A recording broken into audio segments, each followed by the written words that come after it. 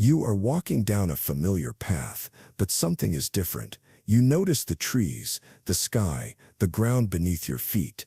They are not the same as before, not the way they appeared yesterday, nor the way they will look tomorrow.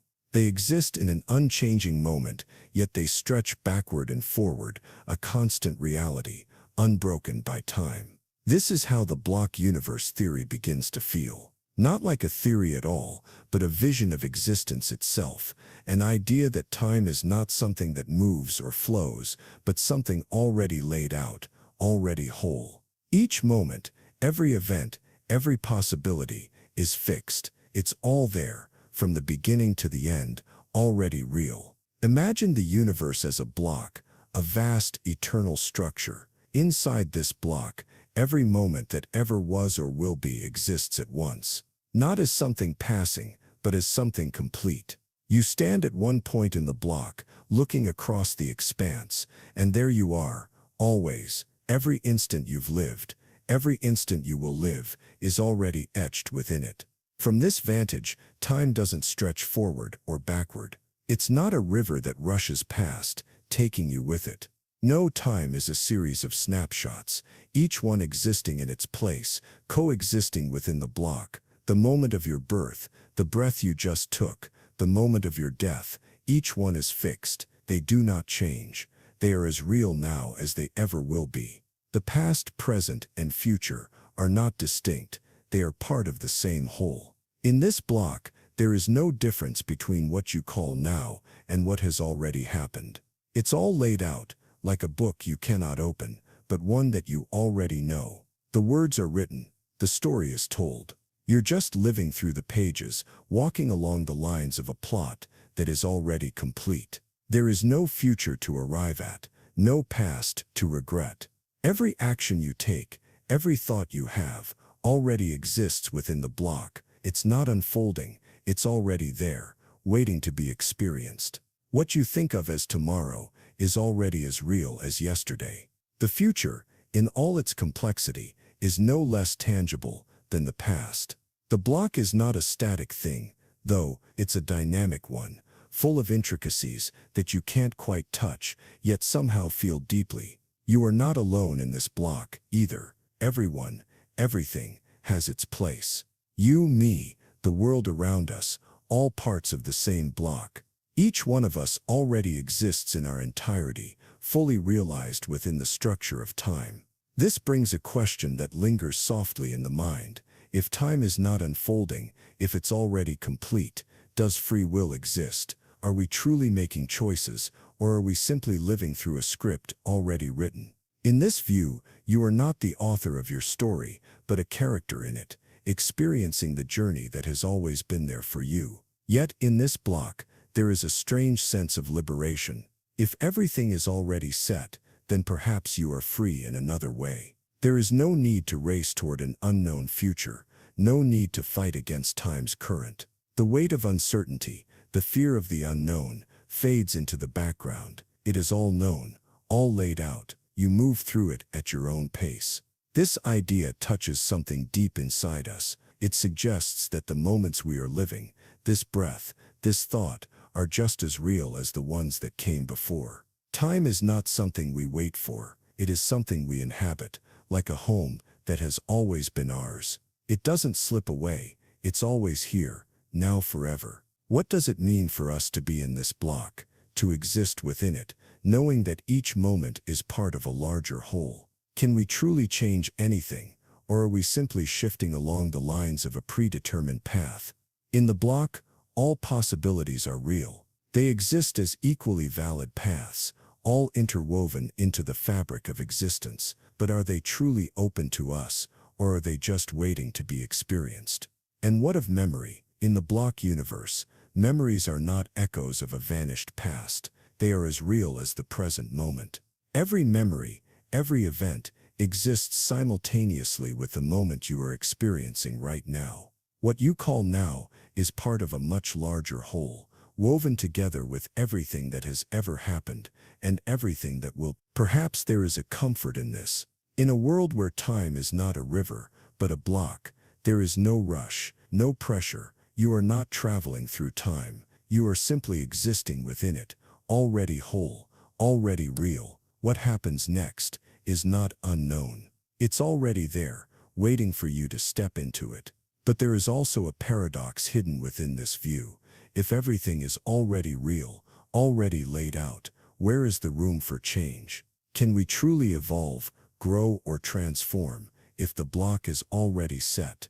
If the future is already written, then how do we find meaning in our actions?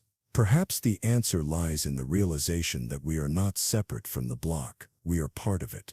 The experience of living through it, walking from one moment to the next, is the journey itself. It's not about reaching an end, it's about moving through the moments, each one as complete as the last, each one part of a grand, infinite whole. In this way, the block universe theory invites us to look at time, not as a series of steps, but as a vast, intricate tapestry. The threads of our lives are woven together, each one intersecting with the others, creating a pattern that is both familiar and strange. The past, present, and future are all woven into a single piece, a piece we are living through, one moment at a time. And so, as you stand in this space, aware of the blocks surrounding you, you realize that there is no need to rush forward. Time isn't waiting for you to catch up. It's already here, already complete. The universe has already made space for you, and in this space you are free. There is a moment in the distant past where you are standing in the sunlight of a forgotten afternoon. The air is warm, the scent of earth heavy in your lungs. Everything feels eternal, as though the moment stretches beyond your reach and into infinity. But this moment is not just happening now. It always has been, and it always will be. This is the essence of eternalism, a theory of time that suggests that all moments past, present, and future exist together, not as separate experiences, but as a complete, unbroken whole. Time is not a flowing river, but a vast, still ocean in which every wave, every ripple exists at once.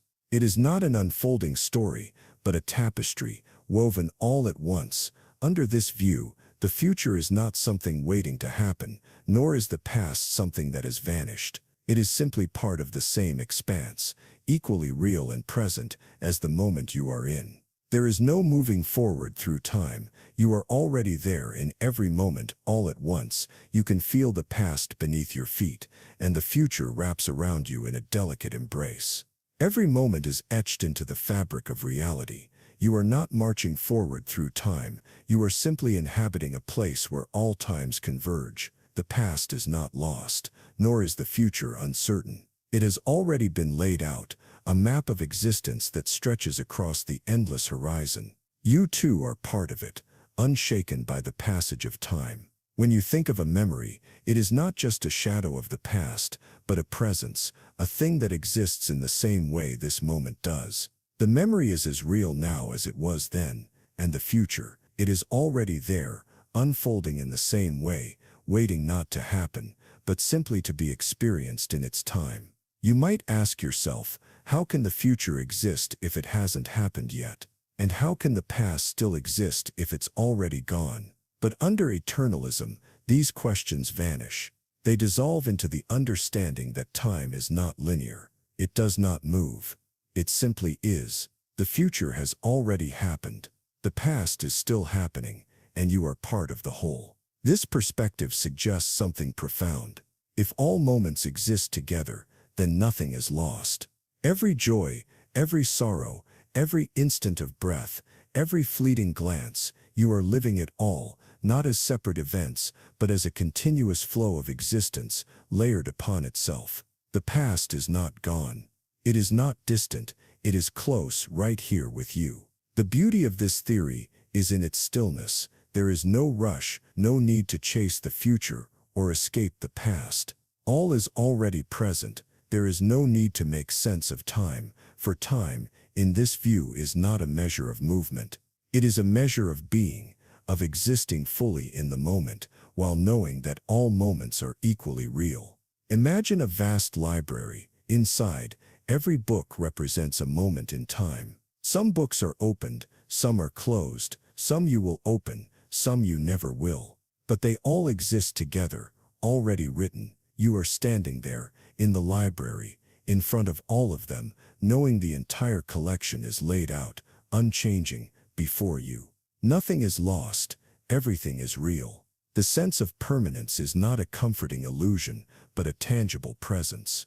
In the block of time, there is no sense of loss, nothing ever truly disappears.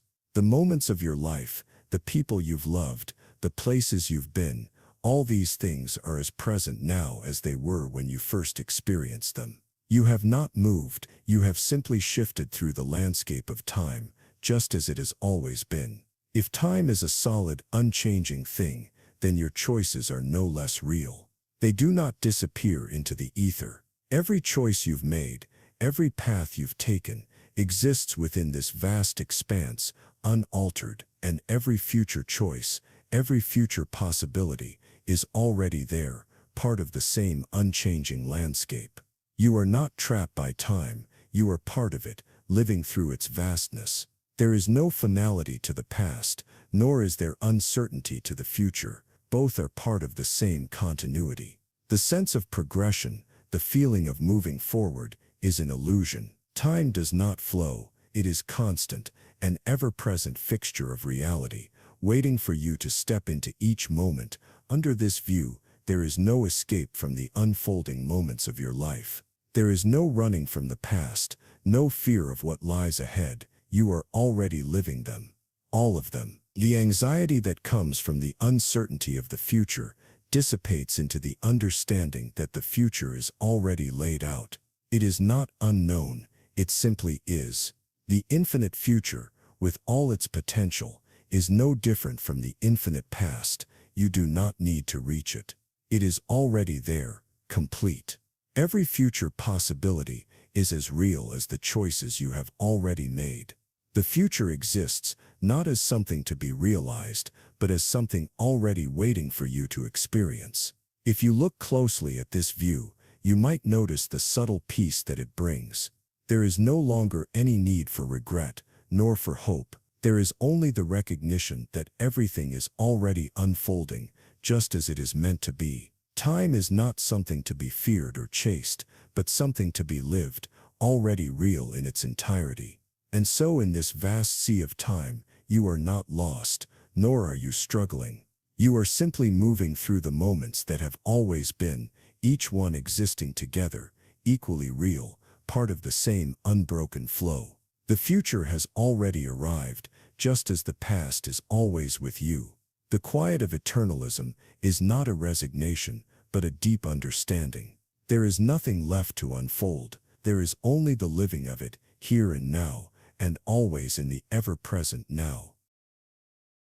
Imagine a vast expanse, stretching outward beyond the reach of your senses.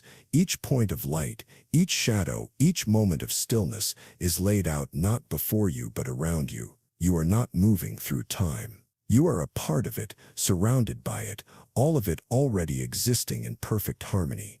At once, this is the essence of the B theory of time, a perspective that sees time not as a flowing river, but as a landscape where past, present, and future coexist, equally real. The future is not something that is coming toward you. It is already there, waiting, along with the past, all of it spread out across the vastness of existence. In this view, there is no moving forward or backward. Time does not flow like a stream, carrying you with it. Instead, it is like a series of points, each one fixed, each one equally present. What you call the past is no more distant than the future. Both are part of the same infinite continuum. The B theory suggests that time is something like a map, one that you can never escape, yet that you can never truly change. Every moment, every event is mapped out within this expansive grid. There is no now in the traditional sense. The present moment, as you experience it, is simply a point on this map, one of many. The theory gets its name from the B in its title, which stands for block, as in a block of time, unchanging and unyielding. Everything that has ever happened, is happening, or will ever happen, is already fixed within this block. The world, the universe, is not unfolding. It is simply laid out before you, like a painting on a canvas. You may think of time as a river, carrying you away with its current, each moment slipping past, forever gone. But under the B theory, the river is an illusion. There is no current. Every moment you have ever lived, every moment you will ever live, exists at once. It is all contained, unchanging, within the block of time. What does this mean for the future? In this view, the future is not something that is yet to be created. It is already real, already present, just as the past is. The future is not a realm of possibility, waiting to unfold. It is a place already established, just as fixed and unchangeable as the past. In a sense, the B theory removes the mystery of time. There is no unknown future, no uncertain tomorrow. What is to come is already written, just as what has been is fixed in place. The idea that time flows, that we move from moment to moment, fades away. We are not in motion. We are simply existing within time's unchanging structure. But how, you might ask, do we experience time? If it is already laid out, how do we perceive it as unfolding? The answer lies in the perception itself. Our minds process time in a way that makes it seem as though we are moving through it. But that movement is an illusion. We are simply experiencing a part of the whole, shifting through its points, as if walking through a room, room after room. Perhaps it helps to think of time as a giant film reel. Each frame is a moment, already filmed, already real. As you watch the film, you only experience one frame at a time. But all the frames exist at once, each one already in place, waiting to be seen. The past, the present, and the future are like frames on that reel, each as tangible as the next. And yet this perspective does not deny your experience of moving forward through time.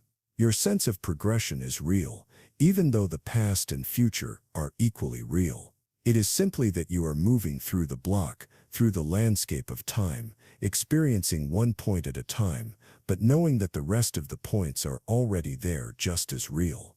The B theory of time suggests a kind of peace in this understanding. If time is not a river, but a fixed block, then there is no need to rush. There is no future to chase.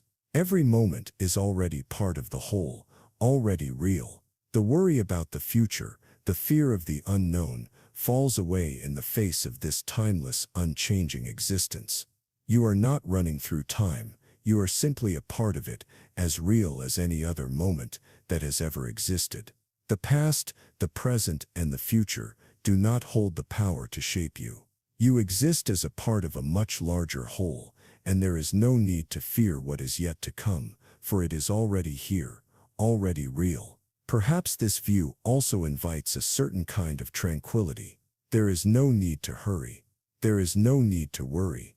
Time is not something you have to control or navigate. It is simply something you experience, one moment at a time, each moment already placed in the unchanging block of existence. And in this peace, time itself becomes less of a burden. The past no longer haunts you. The future no longer looms. You are simply here, existing within this structure, already whole, already part of the vast, timeless block. Each moment you experience is no more fleeting than the one that came before. As you move through this block, you begin to understand that every moment has always been, nothing has been lost, and nothing will ever be lost. The moments that have passed are just as present as the ones yet to come. You too are fixed, unchanging, part of the endless map of time. The B theory of time suggests that the universe itself does not evolve. It is simply there, unaltered, a perfect arrangement of moments, each one as valid as the next, and as you experience your journey through this vast, unchanging landscape, you come to see that you are not waiting for anything. You are already part of it all. The beauty of this theory is in its stillness. Time is not a race. It is not a path to be followed. It is simply a place you exist within, unbroken, unhurried. You are not moving through time. You are already there, a part of the whole, experiencing each moment as it is meant to be. You are in a quiet room, a place where time does not seem to have any shape. Outside, The world moves as it always does. The clock ticks, the sun rises and sets, the seasons change. But here, in this still space, time feels different, as if it is not so simple as you once thought. In the world around you, moments seem to unfold at a steady pace. Time feels like a constant, something we all experience together. But what if that constancy is an illusion? What if time, in its purest form, is not something that everyone shares equally? This is the heart of the relativity of simultaneity. This concept emerges from the mind of Albert Einstein, a thought that stretches time itself. It says that two events, happening in different places, might appear to occur at the same time for one observer, but to another observer moving relative to the first, the same two events might appear to happen at different times. Imagine you are standing still, watching a light flash at one end of a long train. At the same instant, another observer, traveling at high speed along the train, also sees the flash. To you, it is as if the light flashes at the same moment for both of you. But to the observer on the train, the light seems to flash first in the front of the train, then in the back. What you perceive as happening in one unified moment, what you experience as simultaneous, is not so simple when viewed from another perspective. The moments themselves are not static, unchanging truths. They are shaped by your position, your movement, and the world around you. Time is not absolute.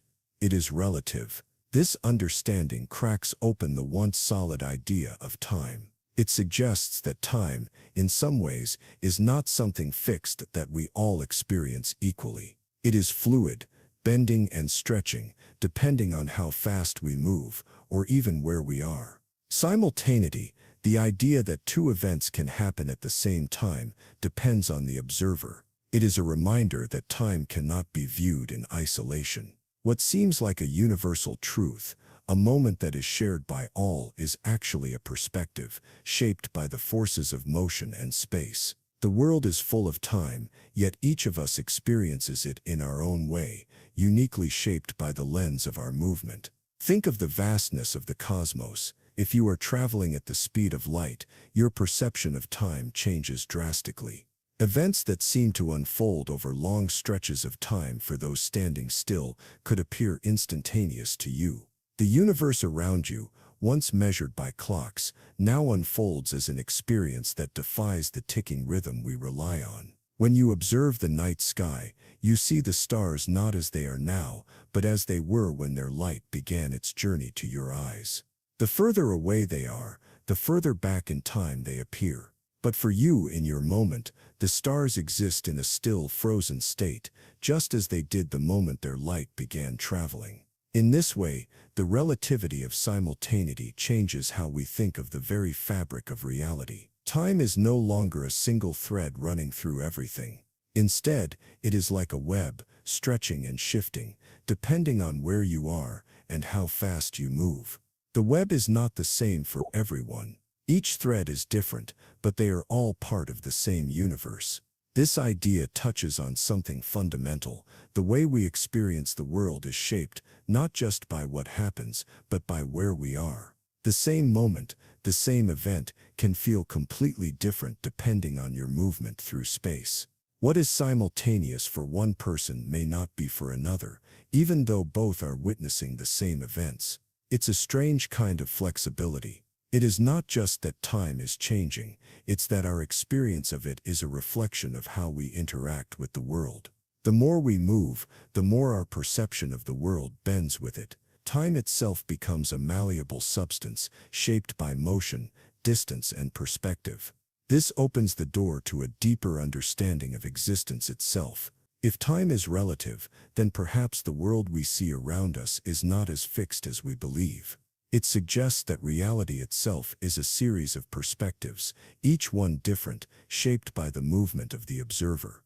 It is not just the physical world that bends and shifts, but time itself intertwined with every motion and every change. The relativity of simultaneity invites us to reconsider the way we think of time.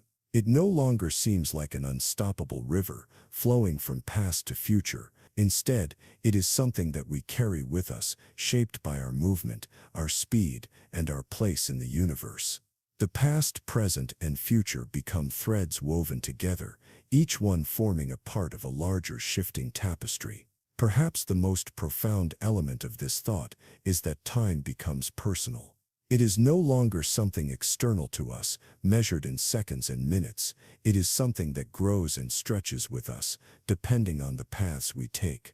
Your experience of time is yours alone, shaped by your movement through the world, by how you interact with the universe. As you consider this, you begin to see time differently. It is not a constant force, but something that bends with you. Your world, your experience, is part of a larger unfolding, one that is shaped by the way you move through space. The moments you live are not fixed, they are fluid, bending, shifting, as you travel through them. In the end, the relativity of simultaneity asks us to see time as a vast stretching fabric. The threads of our experiences are not set. They are part of a shifting landscape, shaped by our perspective, our motion. What seems like a universal truth is simply one piece of the larger puzzle, waiting to be understood from every point of view. You find yourself standing at the edge of the world, not as it appears, but as it is woven together, time and space, tangled and inseparable, stretching outward in all directions. You are no longer just here, you are here and now, but also then and there. They exist together, in a vast unified presence. This is the world of Minkowski Spacetime, a theory that tells us the very nature of time and space is not a simple separate affair. It suggests that time and space are interwoven, bound together in a single fabric that stretches through the cosmos, always present, always connected. Each point in this fabric is both a moment and a place, inseparable from one another. Imagine this fabric as a sheet that extends outward from you, rippling through the universe. Every event that has ever occurred, every event that will ever occur exists on this sheet. But unlike the flat sheet of paper you may imagine, this one bends, stretches and twists, much like the curve of the horizon, pulling time and space into a seamless whole. Under Minkowski's vision, the universe is not merely a backdrop to the events of life. It is part of the story itself, an active player shaping everything that happens. Time is no longer a separate stream, running alongside space. Time in this view is just another dimension, woven into the fabric of the universe, right next to the three dimensions of space. In this model, space and time are like two dancers, moving together, their steps intertwined.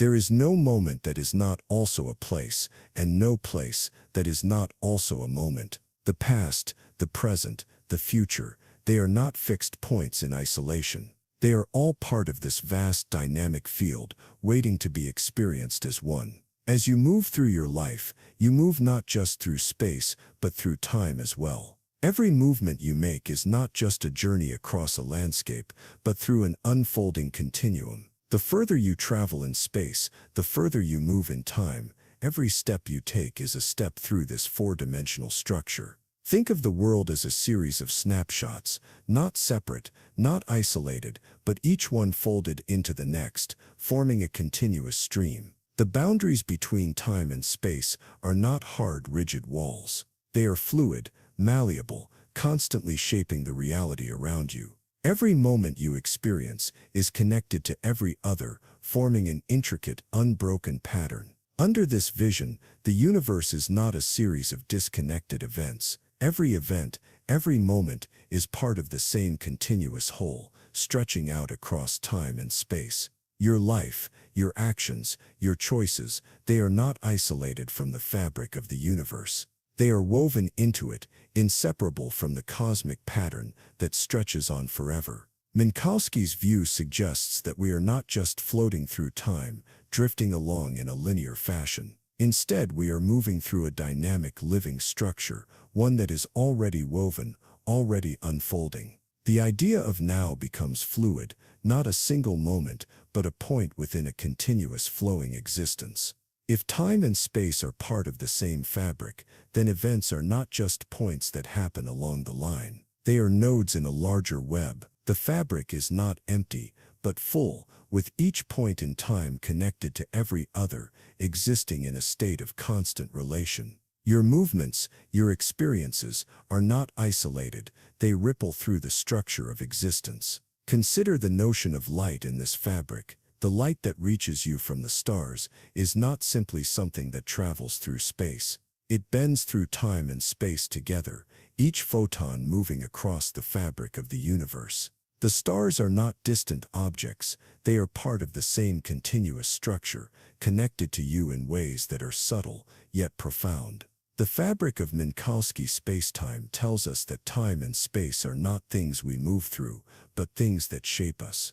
Every motion, every event, is part of the unfolding pattern that is always present. Time is not a road to be followed, it is a dimension to be experienced, always with you, inseparable from the places you occupy.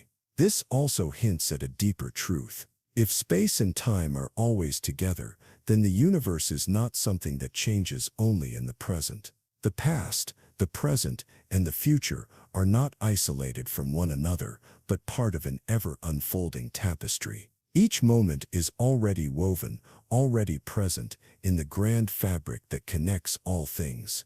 And so, as you move through your day, as you live your life, you are not simply moving through a series of disconnected moments. You are part of a larger, unified whole, where every moment is connected to every other. You are living within the folds of time and space, constantly moving through the vast expanse of the Minkowski fabric. There is something deeply humbling about this understanding. It suggests that the universe is not a set of isolated events, but a complex, intricate system, constantly shifting, yet always connected. It tells us that every moment is part of a larger whole, and that no moment is ever truly isolated. It is always connected, always part of the cosmic pattern. Perhaps the most profound aspect of Minkowski spacetime is that it opens up new ways of thinking about existence. It suggests that we are not isolated from the universe, but that we are always connected, always woven into the fabric of time and space. The past, the present, and the future are not separate from us. They are a part of us, a part of the cosmic pattern we inhabit. As you stand in this quiet moment, you begin to see that your experience of time and space is not a simple journey. It is an experience of a living, breathing structure that is constantly unfolding around you, shaping everything that happens. You are not moving through it, you are part of it, always already woven into the fabric of the universe. Imagine yourself aboard a ship, drifting through a vast, silent expanse. The stars surround you, distant and cold, while you travel faster than you ever thought possible. Time here within your vessel feels different. Each passing second is no longer quite the same as the world outside. This is the essence of time dilation, a strange phenomenon where time itself bends and stretches, influenced by the speed at which you move. As you journey through space at unimaginable speeds, the seconds inside your ship move differently than those outside. It's as if the very fabric of time shifts in response to your motion. You are moving through the universe, and as you accelerate, your experience of time slows. The faster you go, the more pronounced the effect becomes. What seems like a few moments to you aboard the ship may be hours, even years for someone standing still watching from afar. Time itself bends, a pliable thread pulled by velocity. It is a dance between motion and time, each step of the dance pulling you farther from the rhythm of those you leave behind. As you reach near light speeds, time inside the ship becomes stretched. To you, everything feels unchanged, steady, constant, but outside, time passes more quickly. You are in two different realities at once, separated by the velocity of your journey. What seems impossible becomes possible. The faster you move, the more the clock ticks differently for you than for those you've left behind. It's as if the ticking of time depends not on the hands of the clock, but on the very speed of your journey through the cosmos. The faster you go, the more time slows for you. This stretching of time doesn't just apply to ships in space, it affects everything that moves. If you were to step aboard a spacecraft traveling near the speed of light, you would feel no difference in the passage of time. But to those watching from Earth, your movements would appear slow, your every motion drawn out, as time stretches in the wake of your velocity. To understand time dilation is to accept that time is not an absolute measure. It is not a constant steady flow that moves for everyone at the same pace. Time is personal, shaped by your motion through space. The faster you move, the slower time becomes, and this shift carries consequences far beyond just the ticking of a clock. Imagine traveling to the farthest reaches of the galaxy, venturing near the speed of light. You travel for what feels like a year, but by the time you return, centuries may have passed on Earth. People you knew, places you loved are no longer the same. Time for you has stretched, leaving the rest of the world to continue without you. In this way, time dilation introduces a subtle, quiet tragedy. As you travel through the cosmos, racing toward distant stars, you leave behind the world you once knew. Those who remain continue to age normally, while you are suspended in time, unable to experience the same passage of moments they do. You are moving through time, but time itself moves away from you. There is something deeply poetic about the way time stretches. It is not a simple passage of moments, but a fabric that shifts and contorts with motion. Time bends not just around objects in motion, but around everything. The world, the stars, the galaxies, everything is touched by the slow, gentle pull of time dilation. As you move faster, you realize that the universe itself is not as steady as it once seemed. It is full of quiet surprises, subtle bends and stretches that affect how we experience everything. Time dilation shows us that reality is not fixed. It is shaped by our movement, by the speed at which we travel, and by the very nature of space itself. Perhaps this is why time dilation feels so strange. It is a reminder that time is not a solid thing we can hold. It is malleable, flowing in different ways depending on where you are and how fast you move. It is a living, breathing force, one that you can stretch, twist, and bend, but never quite control. The consequences of time dilation stretch into our understanding of life itself.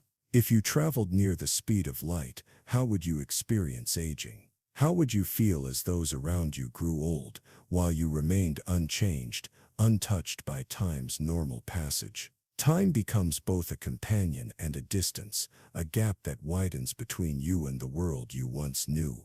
In this dance between motion and time, the rules of reality become unclear. The faster you go, the slower you experience the world, and yet, as you stand still, watching the universe unfold around you, time moves at its own pace. It is both universal and deeply personal, shifting according to the rhythm of your movement. Time dilation doesn't just affect the distant traveler, it touches everyone in different ways, reminding us that our experience of time is not set in stone. It's a product of how we interact with the universe, how we move through space, and how we perceive the passage of moments. The faster we move, the more time bends with us. The beauty of time dilation is in its mystery. It shows us that time is not a single rigid force. It is a fabric that can stretch and shift, shaped by our movement through space.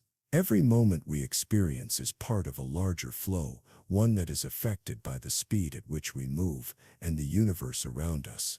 As you move through this world, you realize that time is not a constant companion. It is a partner that shifts with you, moving in its own way depending on how fast you go. The clock that ticks for you may seem the same, but it tells a different story, depending on where you are and how you travel through space. Imagine two identical beings, born of the same moment, two hearts beating in perfect synchronicity. One remains grounded, staying in the same place, while the other embarks on a journey, moving far away, faster than the speed of light. What happens when they reunite? This is the heart of the twin paradox. A theory that takes the seemingly ordinary and stretches it, showing us how time itself bends and reshapes reality. Two twins, living the same life, yet set on vastly different paths. One stays, the other moves. What does that mean for time? What does it mean for their existence? The twin that stays behind lives their life normally, as we all do, experiencing time as it moves forward, moment after moment.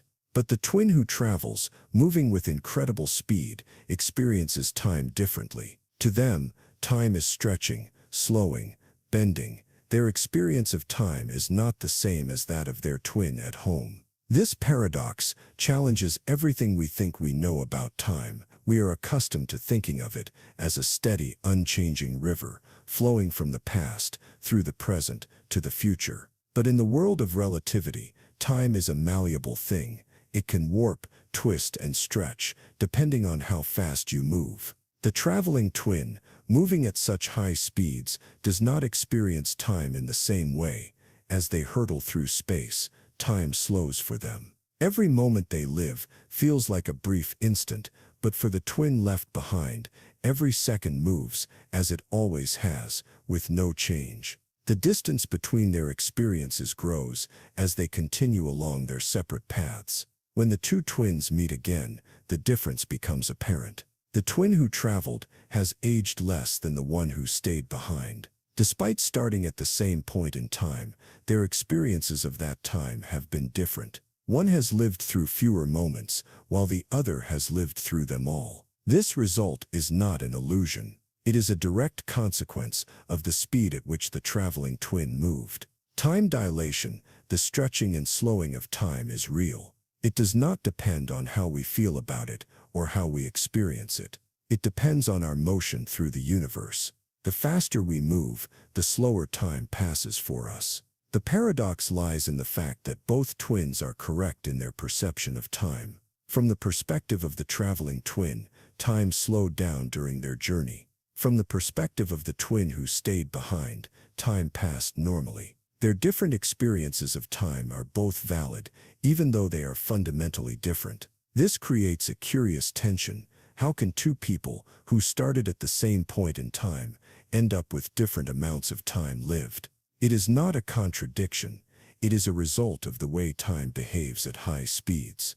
The paradox is not a puzzle that can be solved, but a window into the strange dynamic nature of time itself. For the traveling twin, the passage of time feels normal.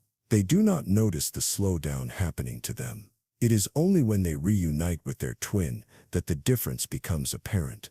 Time has moved differently for them, but they were never aware of it while it was happening. The theory behind the twin paradox is grounded in the fabric of space and time itself. As objects move faster, the fabric of time stretches, distorting our usual understanding of it. This stretching is not a mere theory, but a truth supported by the equations of relativity. Time is not absolute. It is flexible, shaped by the motion of the observer. In a way, the twin paradox speaks to the relativity of all things. Time, space, reality, they are all interconnected and shaped by our perception, by our movement. What seems like a fixed, unchanging truth is actually fluid, dynamic, and dependent on how we interact with the universe around us. Perhaps the most profound lesson of the twin paradox is that time is not something we experience uniformly. It is not a river that flows for everyone at the same rate. It is a vast, flexible tapestry, with each thread moving at its own pace, depending on how we move through the world. Time is as much about the observer as it is about the moment.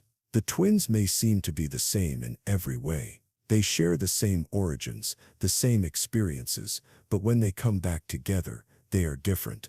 Their perceptions of time have shaped them into different versions of themselves.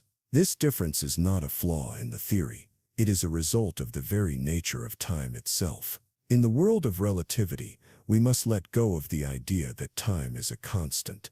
It is not something that moves for all of us in the same way. Time is relative. It bends and stretches, shaped by our movement, our perspective. The twin paradox is a reminder that time is not just a force that we move through. It is a force that moves with us, shaped by where we are and how fast we go. The story of the twins, then, is not just a tale of two people. It is a story of how time itself behaves when we push against its limits, when we stretch it with speed and motion.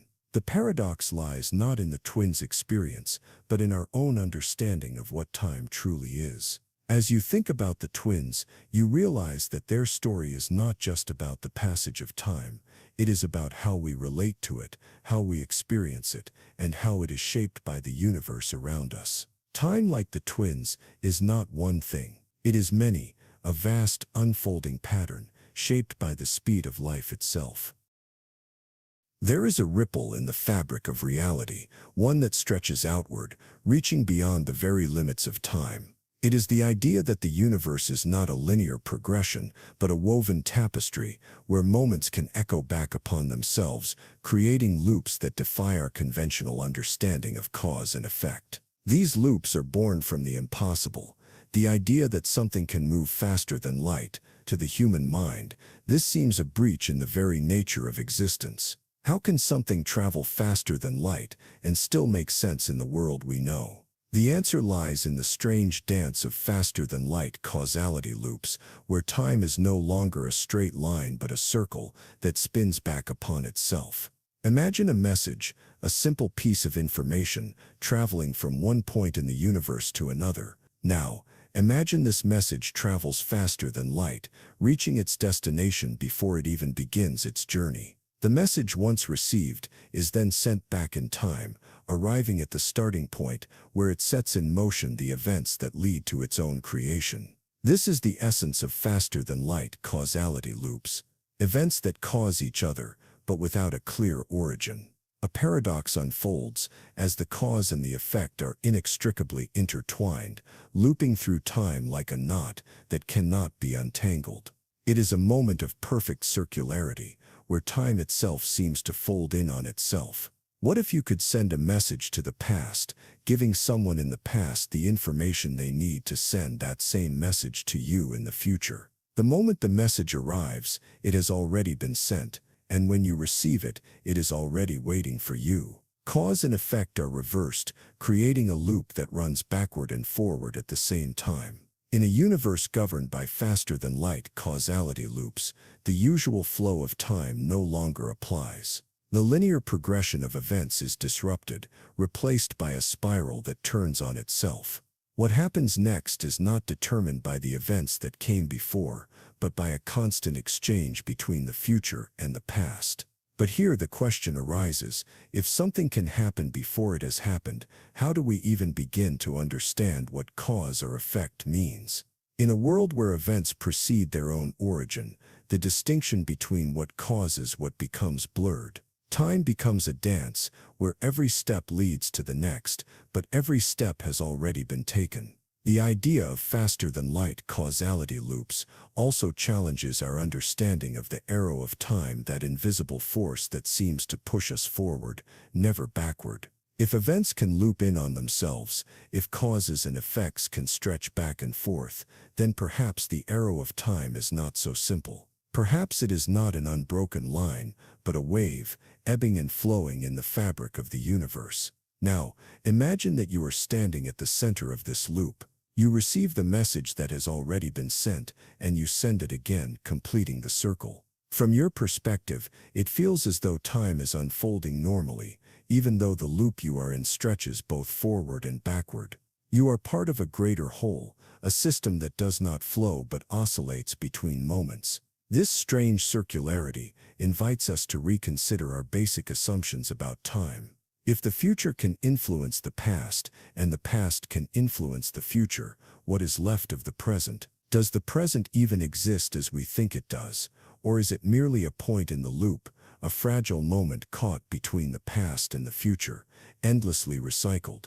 There is a deeper mystery in these loops, one that speaks to the very fabric of reality itself. If time can loop in on itself, what does this mean for our understanding of causality?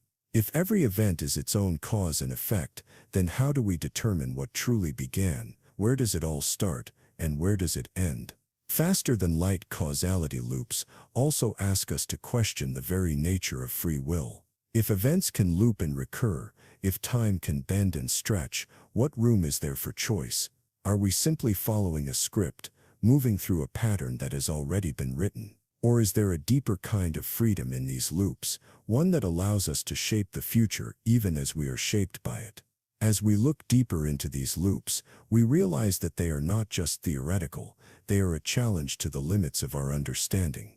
The universe is full of mysteries, but few are as baffling as the idea that time itself can fold, creating infinite possibilities that all exist simultaneously. These loops are not anomalies, they are hints at a deeper hidden structure of reality. The more we explore these loops, the more they reveal about the universe's strange hidden order. If time can bend like this, if events can ripple backward and forward, then what else about reality is not what it seems? How much of what we believe to be true is merely an illusion, shaped by the way we experience time? Perhaps in the end, it is not the loops that are the true paradox, but the way they change our understanding of existence itself. If events can exist outside of the flow of time, if causes and effects are not fixed, then what is the nature of reality? What is the shape of the universe when time itself is no longer a straight path? These loops invite us to let go of our assumptions and embrace the strange, the unknown. They challenge us to see time not as a simple progression, but as a fluid, dynamic force that is always shifting, always turning back on itself. The future, it seems, is already real, caught in a web of endless loops, always existing, always unfolding, forever intertwined with the past. Time is not a straight line. It does not flow endlessly from past to future in the way we often think. Instead, imagine it as a curve, bending back on itself, wrapping around in a perfect circle. The moments you thought were in the past, waiting patiently for you to reach them, are already waiting for you in the future. This is the world of closed time-like curves. These are not ordinary paths through time. They are loops, endless circuits that bend back on themselves, creating an unbroken cycle where the future and past intertwine.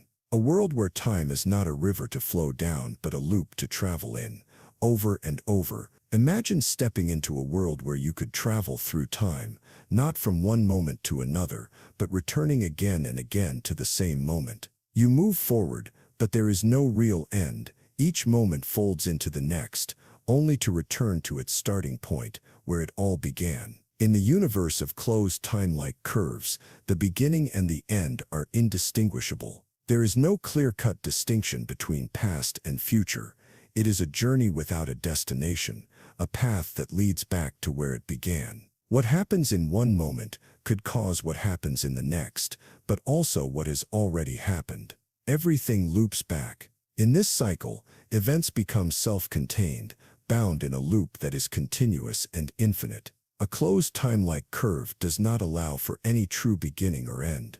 Each moment simply exists in its own time, moving endlessly without the need for an external trigger. It is as though time itself is contained in a seamless knot that cannot be untangled. The idea of a closed time-like curve disrupts everything we know about causality. In the linear world we live in, events follow one another. The past influences the present, and the present shapes the future. But in a closed time-like curve, this order becomes irrelevant. Events collapse into each other, feeding into one another without a defined start. And yet within this endless loop, time is not meaningless. The loop does not erase the significance of each moment. Instead, it creates a pattern, a rhythm that repeats, each cycle revealing something new within the unchanging structure. The recurrence does not dull the experience of time, it enhances it, a gentle return to what once was. If you could observe the loop from the outside, you would see that each iteration of the curve brings you back to the same starting point, as though the entire universe is contained within this single recurring loop. Time repeats itself, yet each repetition holds new meaning. Every cycle is unique, even in its repetition. The closed time-like curve does not offer an escape from the passage of time. It is not a means of reversing or stopping time. It is simply a new way of understanding it. Here, time is not something you move through. It is something you inhabit, a shape that you fold into, a pattern you weave yourself into. As you experience the flow of time, you might realize that in this loop, your actions are not isolated. They ripple through the curve, connecting the past and future in ways you cannot always see. Your choices may return to you, not as things of the past, but as seeds that grow in the future, only to come back again.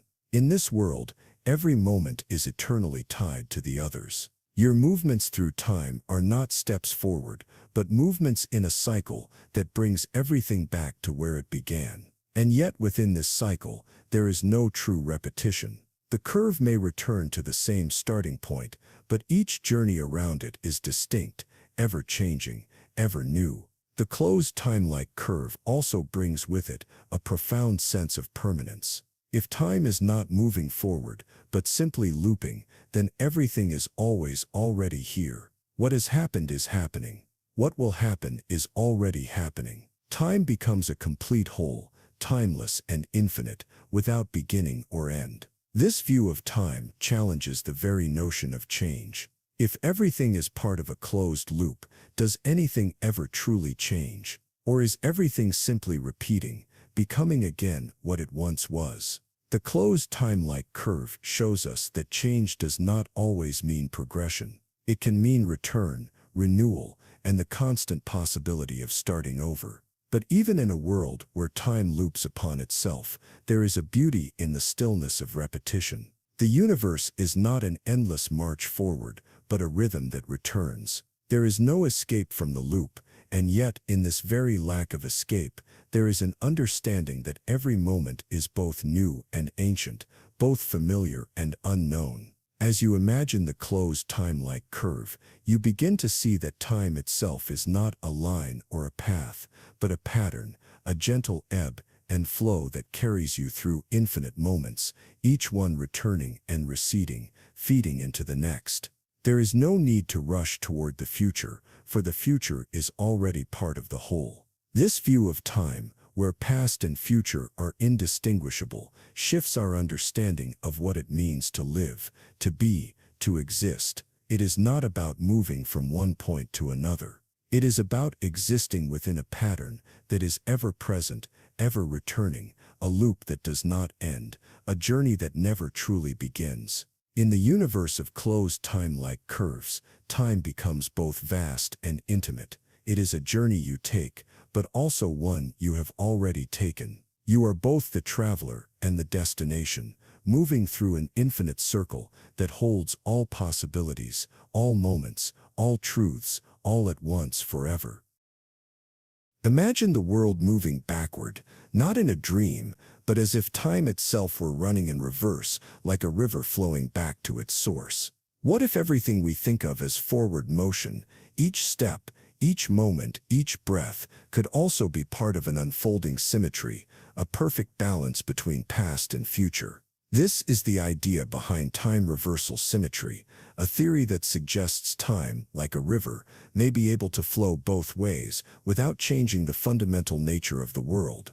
The laws of physics, it says, work just as well if time is running forward or backward. Cause can become effect, and effect, cause.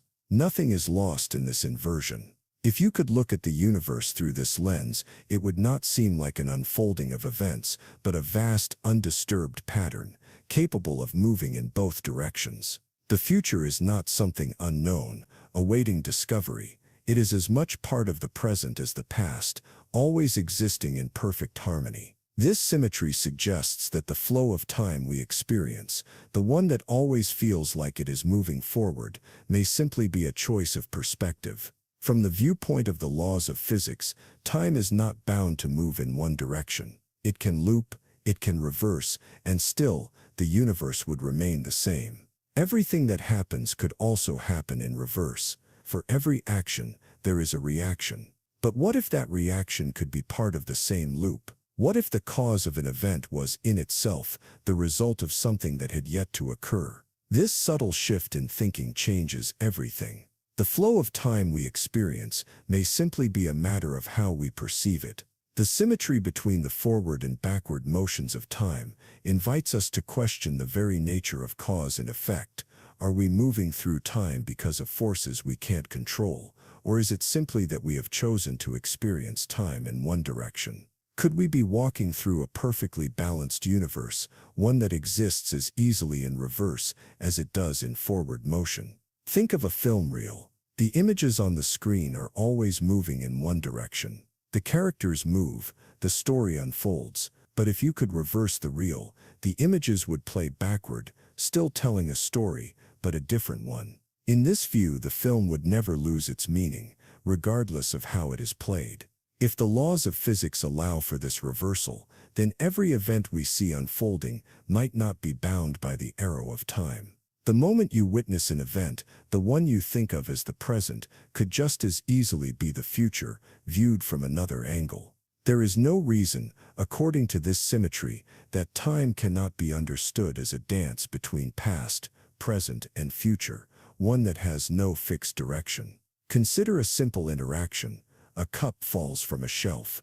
We see it shatter on the floor, the pieces scattering. But in a world of time reversal symmetry, that same scene could unfold differently. Instead of shattering, the pieces could fly back together, forming the cup again, slowly returning to the shelf. The process would seem identical, but its direction reversed. This notion does not violate the laws of physics. It suggests that our perception of time's passage is simply a result of how we interact with the universe. The universe may not actually care which direction we move in. It may be just as natural to move backward through time as it is to move forward. In the end, all paths could be equally valid. Perhaps time is not a force that pushes us forward, but a frame of reference, one that we have adopted to make sense of our experiences. Time reversal symmetry reminds us that the way we see the world, its sequence of events, may simply be one perspective, not an absolute truth. If this symmetry is real, then the future is already as real as the past. It is there, already in place, waiting for us to step into it. And in the same breath, the past is also still with us, living alongside the moments we experience as now. The timeline we move through might not be as linear as we believe. It might be a constantly unfolding cycle, one that can loop back on itself without any loss of meaning. If time can reverse, then every action we take today could be something we have already seen. Every choice, every decision might already exist in the world, waiting to be experienced. The future, then, is not a realm of uncertainty, but a space that is just as tangible, just as real, as the moments we call now. This brings us to a realization: the past, present, and future are not isolated from each other. They exist in a delicate balance, one that is constantly shifting, constantly interwoven. What we perceive as a forward-moving flow of time may simply be one thread in a much larger tapestry, one that stretches both backward and forward without ever truly unraveling. Time reversal symmetry invites us to reimagine the nature of reality. It suggests that what we know as the passage of time, the idea that moments follow one another in a straight line, may only be one interpretation. Time is not a river, but an ocean, vast and continuous, where each wave touches every other wave, no matter the direction. And so in this space of symmetry, the future is not something to be feared, but something that already exists. It is already here, already real. What we call the future has always been present, quietly waiting for us to encounter it. And in the same way, the past has never truly disappeared. It is always with us, a part of the ever-turning circle of time. Time reversal symmetry opens up a world of possibilities, a world where time is not a force, but a part of a greater, timeless dance. It challenges us to rethink the very nature of existence and our place within it. For in a universe where time can flow both ways, perhaps we are never truly bound by the moments we call the past or the future. Imagine a world where every action, every moment, is mirrored by its opposite, a world where symmetry holds the universe together, not just in its shape but in the very fabric of its existence. CPT symmetry is the idea that everything, time, space, particles, and forces, exists in perfect harmony, always balanced, always reciprocating. CPT symmetry suggests that the universe is a grand, unfolding reflection, where every particle has a corresponding antiparticle, and every force has a matching opposite. It is as though the universe speaks in a language of opposites, yet they are never in conflict. They coexist in perfect harmony, like two sides of a coin. When we look at the universe, we see a world of cause and effect, a world where every moment leads to the next. But in a universe governed by CPT symmetry, these moments are not isolated.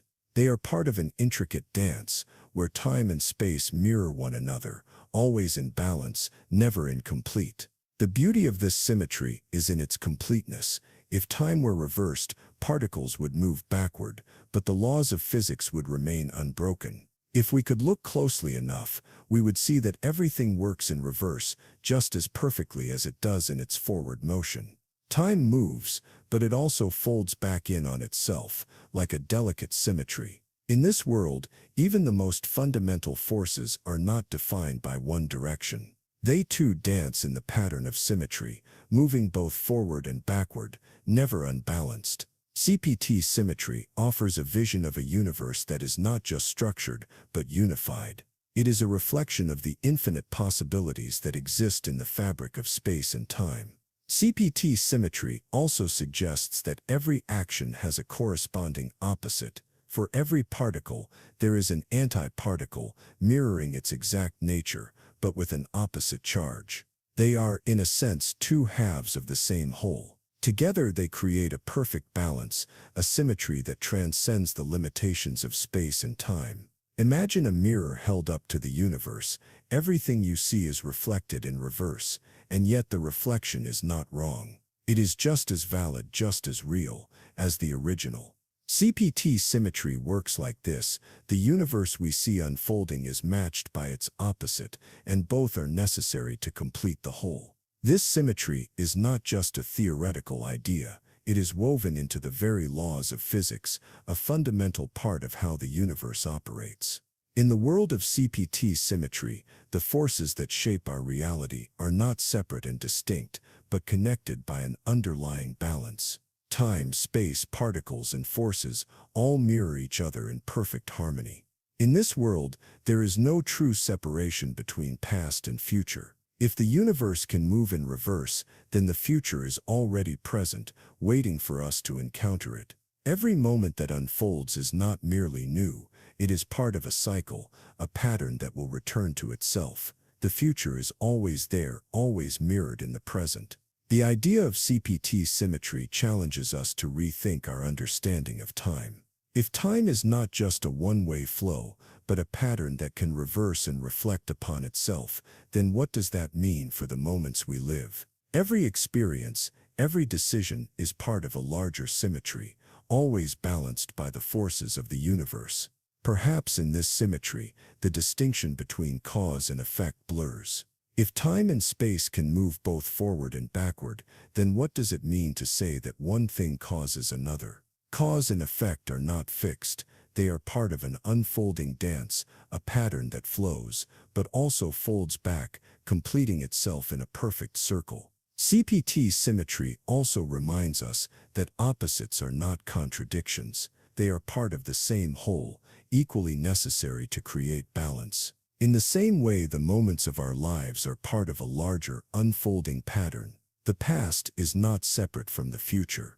They are reflections of each other, each one necessary to complete the cycle. The universe in this vision is not a linear progression. It is a perfect reflection, constantly unfolding and folding back upon itself. What happens in the present is always mirrored by the past, and what happens in the future is already part of the present. Time in this sense becomes a reflection of itself, a pattern that never ends.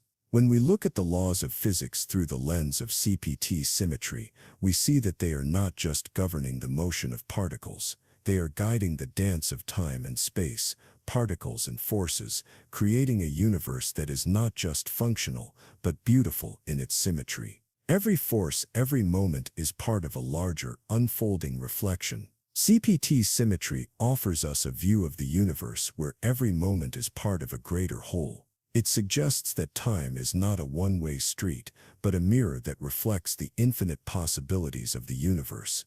The future is not something unknown, but something already present, a reflection of the past, always waiting for us to meet it. In this symmetry, the universe is never incomplete. It is whole, balanced, and perfect in its design. Time, space, and matter are all reflections of one another, creating a pattern that is always in motion, but never out of balance. The past and future are not separate. They are two sides of the same coin, reflecting one another in an endless dance. The beauty of CPT symmetry lies in its simplicity. It shows us that the universe is not a series of random events. It is a perfect, unfolding reflection, a pattern that moves in both directions, always balanced, always in harmony. Every moment, every action is part of a larger, infinite symmetry that stretches through time and space. Imagine standing at the edge of the universe, watching as waves ripple through the fabric of time and space. In this moment, everything seems to reach backward and forward at once, like a melody echoing through both past and future. What if the present, as we know it, is not just shaped by the past, but also drawn toward the future, each event pulling the other along? This is the core of the Wheeler-Feynman absorber theory, an idea that suggests time does not flow in just one direction. It is not simply an arrow pointing forward, always leaving the past behind. Instead, time and causality dance together, with the future influencing the past just as much as the past shapes the present. The theory proposes that light and other particles do not travel in one unbroken path. They do not move forward in a straight line from past to future. Instead, they follow a path that is influenced not only by their past, but also by where they are headed. The future reaches backward, touching the present, bending it in ways we are just beginning to understand. What happens when the future begins to reach backward to the past? In the context of this theory, the future is not something distant, waiting for us to arrive. It is a presence that exerts its influence on the present, shaping events in subtle yet profound ways. The future draws particles and events toward it, in a delicate balance of cause and effect. If this is true, then the universe becomes a much more fluid, interconnected place. The present is no longer an isolated moment in time. It is part of an ongoing dialogue between the past and the future, a continuous flow where every event is shaped not only by what has happened, but by what is yet to come. In the world of the Wheeler-Feynman absorber theory, light does not just travel from the past to the future, it travels both ways. It is as though the universe is listening to itself, receiving signals from both ends of time. Every photon, every particle, is a message carried across the expanse of time, absorbing and emitting at once. Particles do not simply wait for the future to unfold. They absorb the future's influence as much as they react to the past. In this way, events are drawn into a kind of timeless loop, where the present moment is not just shaped by what has happened, but by what is yet to occur. Time folds upon itself, creating a symbiotic relationship between past, present, and future. This theory challenges the conventional view of causality, where the past creates the present, and the present shapes the future. In the Wheeler-Feynman framework, the future and the past are not distinct, but deeply intertwined, each influencing the other in a dance of perpetual motion. The line between cause and effect becomes less clear, more fluid. To picture this, imagine standing on a bridge between the past and the future, where both directions are equally valid. You can see the past unfolding behind you, but you also feel the pull of the future, drawing you forward. The present moment becomes a nexus, a place where the flow of time intersects, where past and future are connected. This idea of time being influenced by both past and future reshapes how we understand events. It suggests that time is not simply a river flowing in one direction, but a current that moves in waves, reaching back toward us from the future, just as much as we are moving forward toward it. The present is shaped by these simultaneous forces, a blending of all times. Imagine the experience of light traveling. It doesn't simply move from one point to another, a straight line drawn across time. Instead, it responds to the entire structure of the universe, not just to where it has been, but to where it will go. This creates a picture of a universe that is both complete and ever-changing, shaped by forces that are both seen and unseen. The Wheeler-Feynman absorber theory invites us to consider the universe as something much more interconnected than we imagine. It challenges the idea of linear progression, where time is merely a path from past to present to future. Instead, time becomes a fluid, ever-present force, where every moment is touched by the infinite reaches of both past and future. In this model, the flow of time is not about simply moving from one moment to the next. It is about a constant exchange, where the present is both a cause and an effect, shaped by the forces of both history and destiny. The events of today are not just the results of yesterday's choices, they are also the echoes of what is yet to come. This theory suggests that the future is not an abstract concept waiting for us to reach it.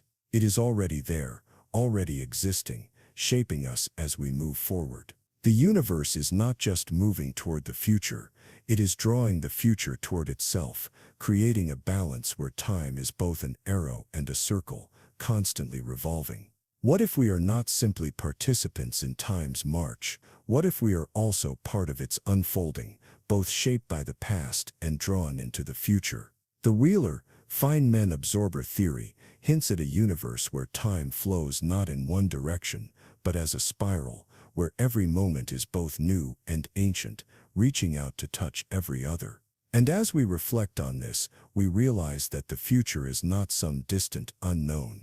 It is already present, moving in tandem with the past, weaving through the fabric of the present. In the world of the Wheeler, Feynman absorber theory, time is not just a flow but a constant conversation between all moments, a conversation that touches every point of existence, connecting past, present, and future. Imagine a whisper from the future, soft yet clear, brushing against your present moment. It is a message, not from the past, not from now, but from what is yet to come. What if the future, instead of waiting for us, could reach backward, shaping the present, guiding us in ways we cannot yet understand? This is retrocausality, the idea that the future can influence the past, that the flow of time is not always a one-way street.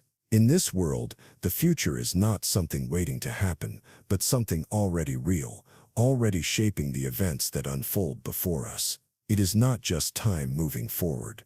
It is time moving backward too. In the universe of retrocausality, the boundaries of cause and effect blur. The future is not some distant moment, unknown and uncertain, but an active participant in the present. Imagine that the choices you make today are already being influenced by events that have yet to occur. The lines between what has happened and what will happen dissolve. At first this seems impossible, counterintuitive. How could the future reach back and touch the present? And yet the very fabric of reality, when observed closely enough, suggests that time is not always linear. It is not a straight line stretching from past to future. It is a complex, interwoven web, with threads reaching out in all directions. Retrocausality suggests that our understanding of time as a one-way flow may be too narrow. What if the future is already written in the stars, influencing the present in ways we cannot yet perceive? What if we are not merely moving through time, but constantly being shaped by forces from the future, waiting to emerge? In this model, time itself becomes a dynamic living thing, always moving, always shifting, never fixed. The future exists alongside the present, each moment carrying the potential to reach back, to influence, to change what has already occurred.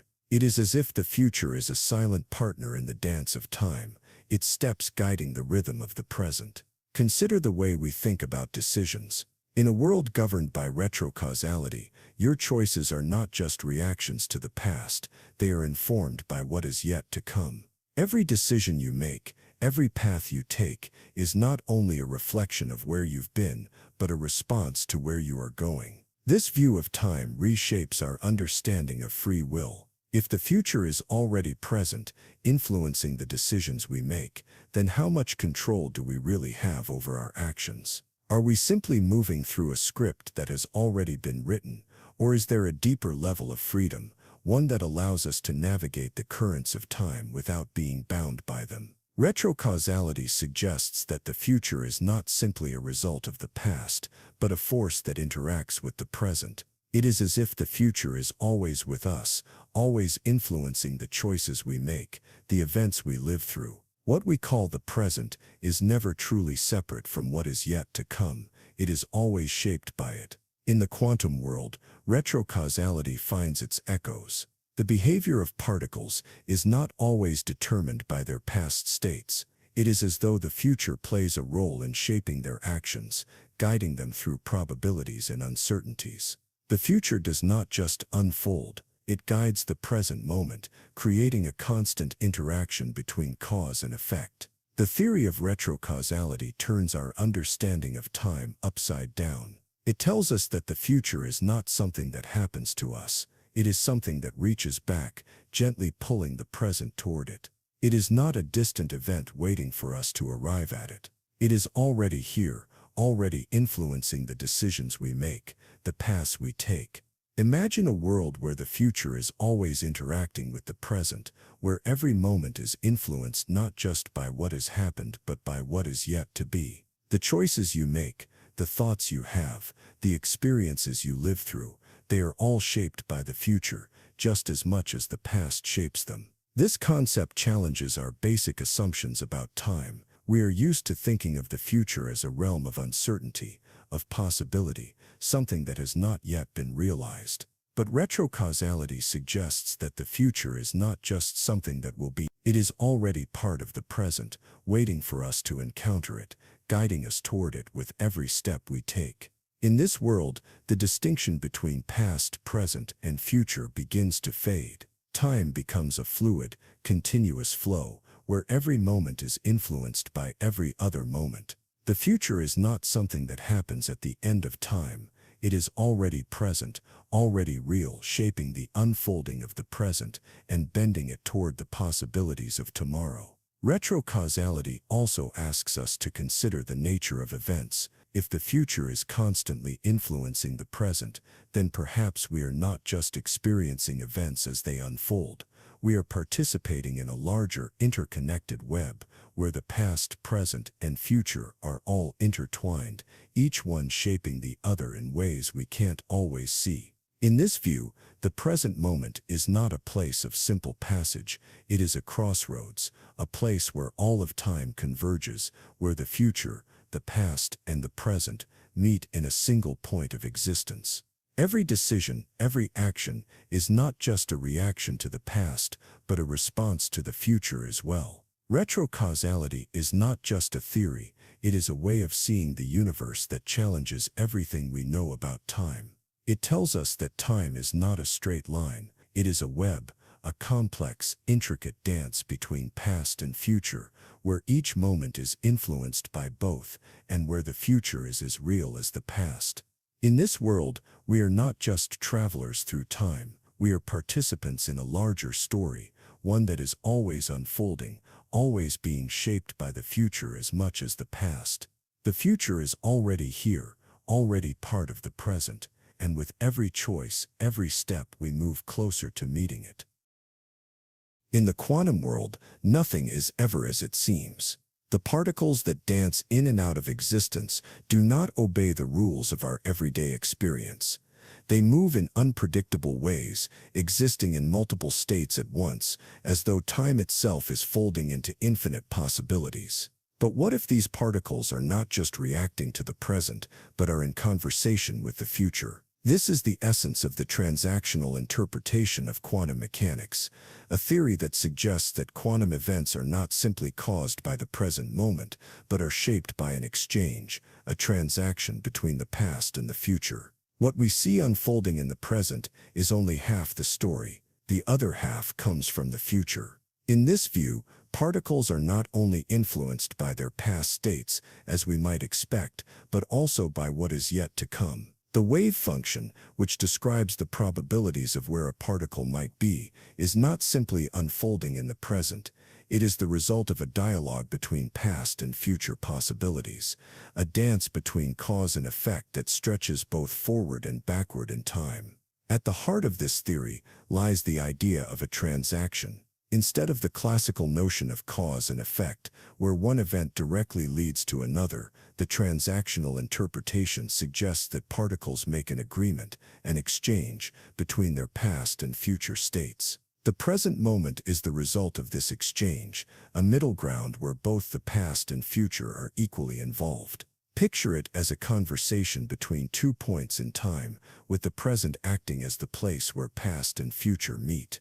When you observe a particle, you are not just witnessing its current state, but also engaging with a process that reaches back into the past and reaches forward into the future. This transaction happens silently, behind the scenes, guiding the outcome of what you see. What's even more remarkable is that in this view, the future is not a distant, unknown entity. It is an active participant in the present. It reaches back, shaping the choices and paths of particles, making the future just as real as the present. The future in this interpretation is not a realm waiting to unfold.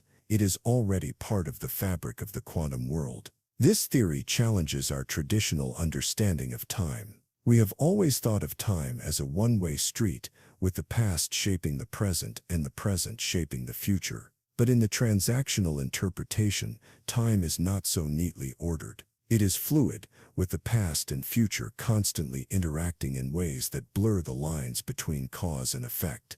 In the quantum realm, the future is not something that happens to us. It is a force that is already part of the present, shaping it as much as the past does. The wave function that governs the probabilities of a particle's behavior is not just a mathematical abstraction. It is the result of a transaction between 2 points in time, a bridge that connects the past and the future. This interaction between past and future creates a sense of symmetry. The future is not a passive observer of the present. It actively participates, sending signals backward in time, influencing the path of particles and the outcomes of quantum events. The present moment, then, is not a fixed point, but a place where the future reaches out to meet the past. Think of a beam of light traveling through space. According to the transactional interpretation, the light does not simply move from one point to another in a straightforward one-way journey. Instead, the light is part of an ongoing exchange, a transaction between its past state and the future possibilities that lie ahead. This dynamic interplay shapes the light's path, creating an unfolding of events that cannot be separated from time's fluidity. The transactional interpretation also suggests that this exchange is not just limited to particles. It is a feature of all quantum events, from the smallest interactions to the largest cosmic phenomena. Time, in this view, is not an arrow. It is a web where past, present, and future exist together, intertwined in a constant dance, influencing one another in subtle, often invisible ways. If the future can influence the present, then the present is not a fixed, unchanging reality. It is part of a larger unfolding, a process that is constantly shaped by both what has been and what will be. Our experience of time, then, is not linear. It is a dynamic reciprocal process where every moment is touched by forces from both the past and the future. This shift in perspective opens up new possibilities for understanding the universe. If the future is already shaping the present, then everything we experience is part of an ongoing transaction, a flow between past, present, and future. The future is not a distant event waiting to happen, but an active participant in every moment of our lives, shaping the world around us. In the quantum world, particles are not simply reacting to what has happened, they are responding to what is yet to come. The transactional interpretation suggests that what we perceive as a particle's current state is only half the picture. The other half comes from the future, a future that is just as real as the past. This view of time invites us to think differently about our place in the universe. If the future is already interacting with the present, then perhaps we are not passive observers of time. We are participants in a much larger process, one where the past, present, and future are not separate, but intertwined, each one shaping the other in ways we are only beginning to understand. The transactional interpretation does not just offer a new way of thinking about quantum mechanics, it offers a new way of thinking about time itself. It suggests that time is not a simple progression from past to future, but a fluid, dynamic process where the future is already real, already shaping the present as we move through its currents. In this world, the present is not isolated. It is part of a larger web where past, present, and future are in constant conversation, shaping and reshaping one another. Every moment is a transaction, a delicate balance between what has already been and what is yet to come. Time is no longer a straight line, but a living, breathing process, unfolding in ways that blur the boundaries between past and future. Imagine a world where the past and future are not separate realms but connected, fluid, ever-shifting. In this world, your actions are not bound to the moment in which you make them. They stretch backward and forward, touching upon things yet to come as much as things that have already passed. This is the essence of the delayed choice quantum eraser, a thought experiment that challenges the very nature of time, causality, and our perception of reality. The experiment invites us to consider that decisions made in the present may have consequences not only in the future, but in the past as well. What if the very act of making a decision could reach back in time, altering what has already happened? In this experiment, light is sent through a double slit, creating an interference pattern, something you might associate with waves, not particles. But here's the twist. As the light passes through, we don't yet know if it's behaving as a particle or a wave. This decision only becomes clear when we choose to measure it. And yet, in the delayed choice quantum eraser, the timing of that decision is key. The choice to observe the particle or wave is not made until after the light has already passed through the slits. So what happens when we finally make that choice? It seems as though the very act of observation not only influences the present, but retroactively alters the way the light behaved before we observed it. When we choose to erase the information about the particle's path, the interference pattern reappears. It is as though the light knew all along whether it would be measured as a wave or a particle before we even made the choice to observe it. This raises a strange, almost paradoxical idea. The future affects the past. The decision made in the present seems to have shaped events that occurred before that decision was even made. In the quantum world, the past and the future are not locked in a strict progression. Instead, events seem to fold upon themselves like a delicate origami that never quite finishes unfolding.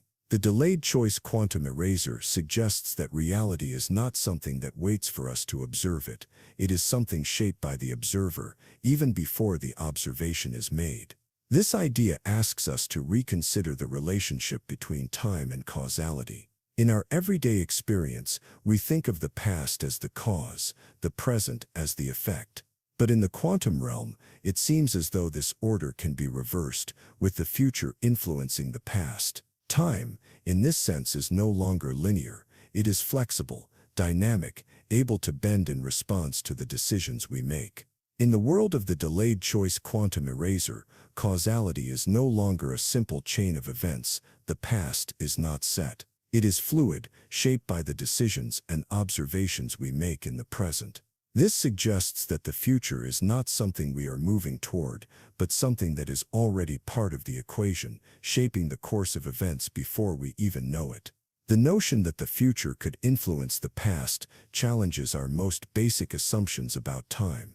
It invites us to consider that time is not a straight path, but a network of interconnections, where every decision we make ripples through the fabric of reality. The future is not something that lies ahead, waiting for us to reach it. It is already here, shaping the present, guiding us in ways we cannot yet fully grasp. The delayed choice quantum eraser also suggests that our perception of time may be incomplete. The idea that we experience time as a one-way progression, where the past leads to the present and the present to the future, may be a limited view of reality.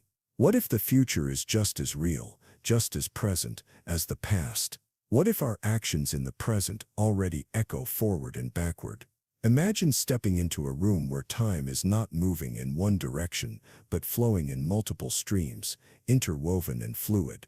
Every action you take is not just part of a present moment, but also an echo that travels backward through time, touching events that have already occurred, as well as events that have not yet happened. This vision of time, where the future reaches back into the past, challenges our understanding of free will. If the future is already shaping the present, then are our choices truly ours to make?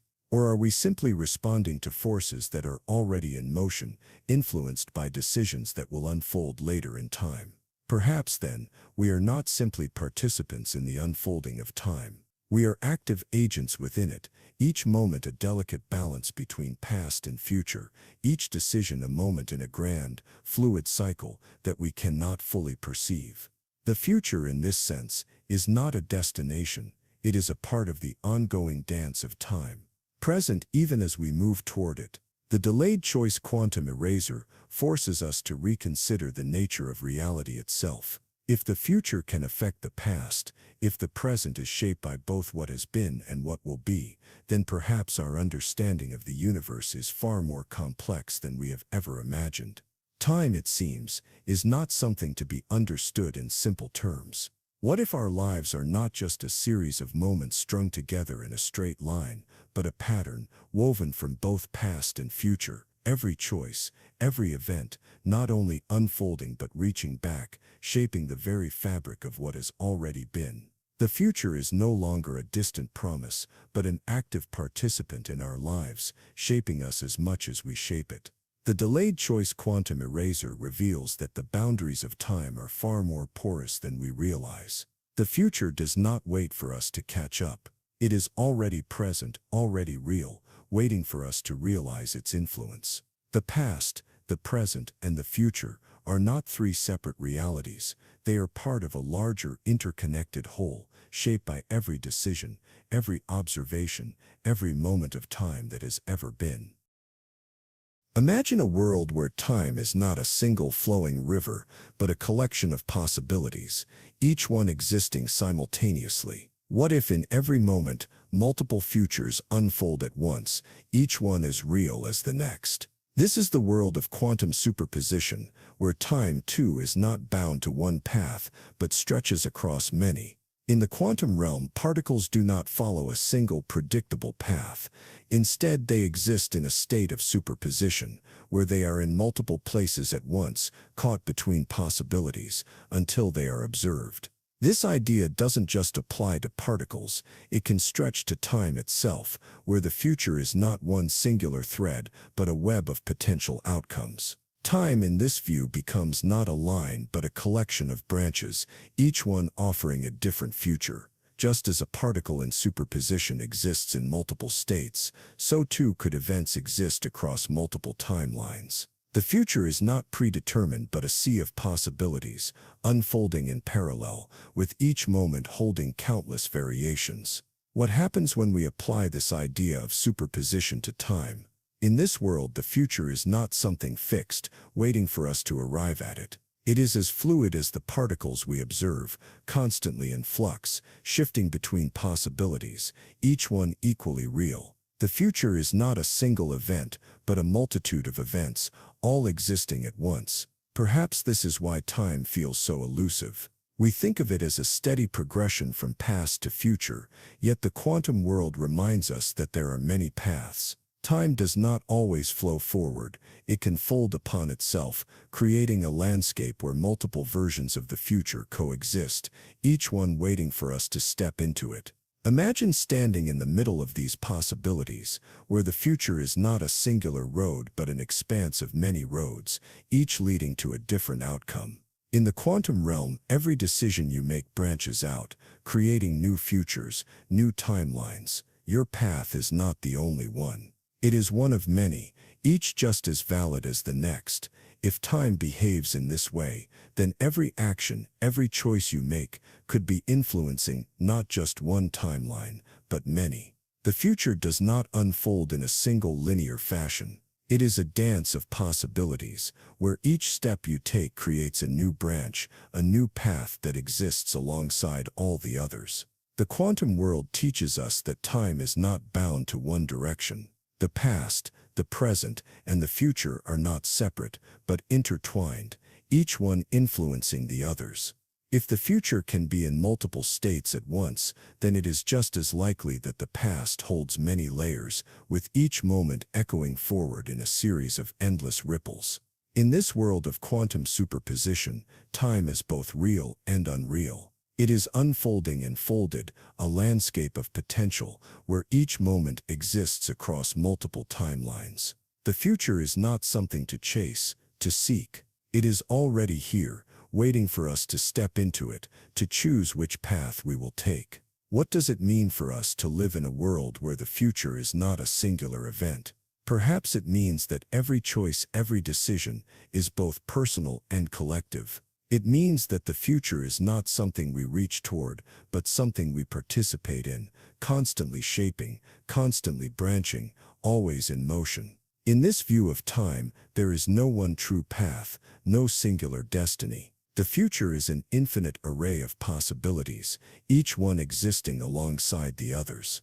The present moment is the nexus, the point where all these futures converge, waiting for us to choose which path to follow, but knowing that every path is already there. Perhaps the most intriguing part of quantum superposition is the idea that the future is not something we can predict. It is a realm of uncertainty, a place where every possibility is valid, every choice is real. The future does not have a fixed course. It is shaped by the decisions we make, and yet it also shapes us, drawing us toward the path that will unfold. As we move through time, we may not realize that we are living in multiple timelines, each one subtly influencing the others. Our choices ripple across all the possible futures, creating a tapestry that is both vast and intimate, always in motion, always unfolding in new and unexpected ways. If the future is in superposition, then perhaps there is no such thing as a single future. Instead, time becomes a vast field of possibilities, each one as real as the next. The present is not just a moment in time, but a bridge between past and future, where every choice you make branches out into countless other futures, each waiting to be experienced. In the world of quantum superposition, time is not a simple flow. It is a dynamic, ever-changing expanse, full of possibility and potential. The future is not something that arrives, but something that is already here, waiting for us to step into it, to experience it in all its many forms. Time is not a line, but a vast, living landscape where every path is equally real, equally possible. This view of time, where the future is not fixed but fluid, asks us to consider our place in the universe differently. We are not simply moving through time, we are part of its unfolding, part of a much larger dance, where every moment is a choice, every future already real, and every path exists alongside the other, waiting for us to walk it.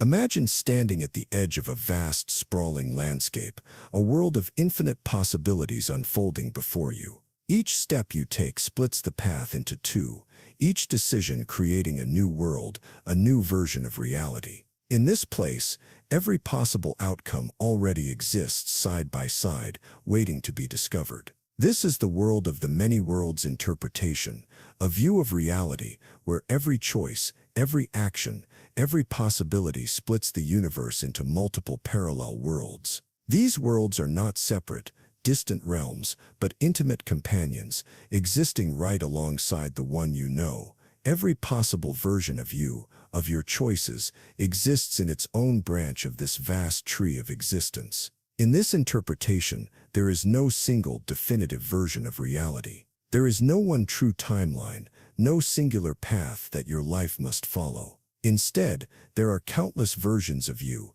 each one living out a different possibility, experiencing a different future. Every time you make a decision, the universe splits, and another you exists in another world, walking a different path. Perhaps the most curious aspect of the many worlds interpretation is its ability to make the future already real. In a world of infinite possibilities, the future is not a distant, uncertain event. It is already present, existing across countless worlds. The future is not something we move toward. It is something that exists alongside us, already unfolding in parallel realities. If every possible future exists simultaneously, then every choice you make has already created a new world, a new version of yourself. The future is not something that waits for you to experience it. It is already there, already real, as much a part of the universe as the present you are living right now. Time is not linear, but a vast branching tree, with each moment creating new branches, new worlds, new paths. In this reality, there is no such thing as fate or destiny. The future is not set, but it is also not random. Every possibility is contained within the web of existence. The choices you make do not lead to a single outcome. Instead, they lead to countless outcomes, each one equally valid, equally real, unfolding in its own world. The many worlds interpretation tells us that the universe does not collapse into a single reality after each decision. Instead, all possibilities are realized. You are not a single person walking through time and space. You are an infinite number of versions of yourself, each one exploring a different facet of existence, each one living out a different future. This theory also suggests that the future is not something we build moment by moment. Instead, it is something that already exists in all its fullness, scattered across the endless branches of time.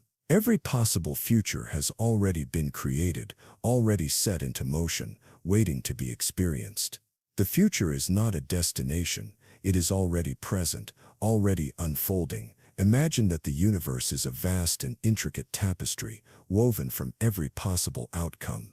Every choice you make, every path you take, is simply another thread in this tapestry. It is not a random creation, but a design that is already in place, each possibility living side by side with every other. The future is already there, waiting to be experienced in every possible way.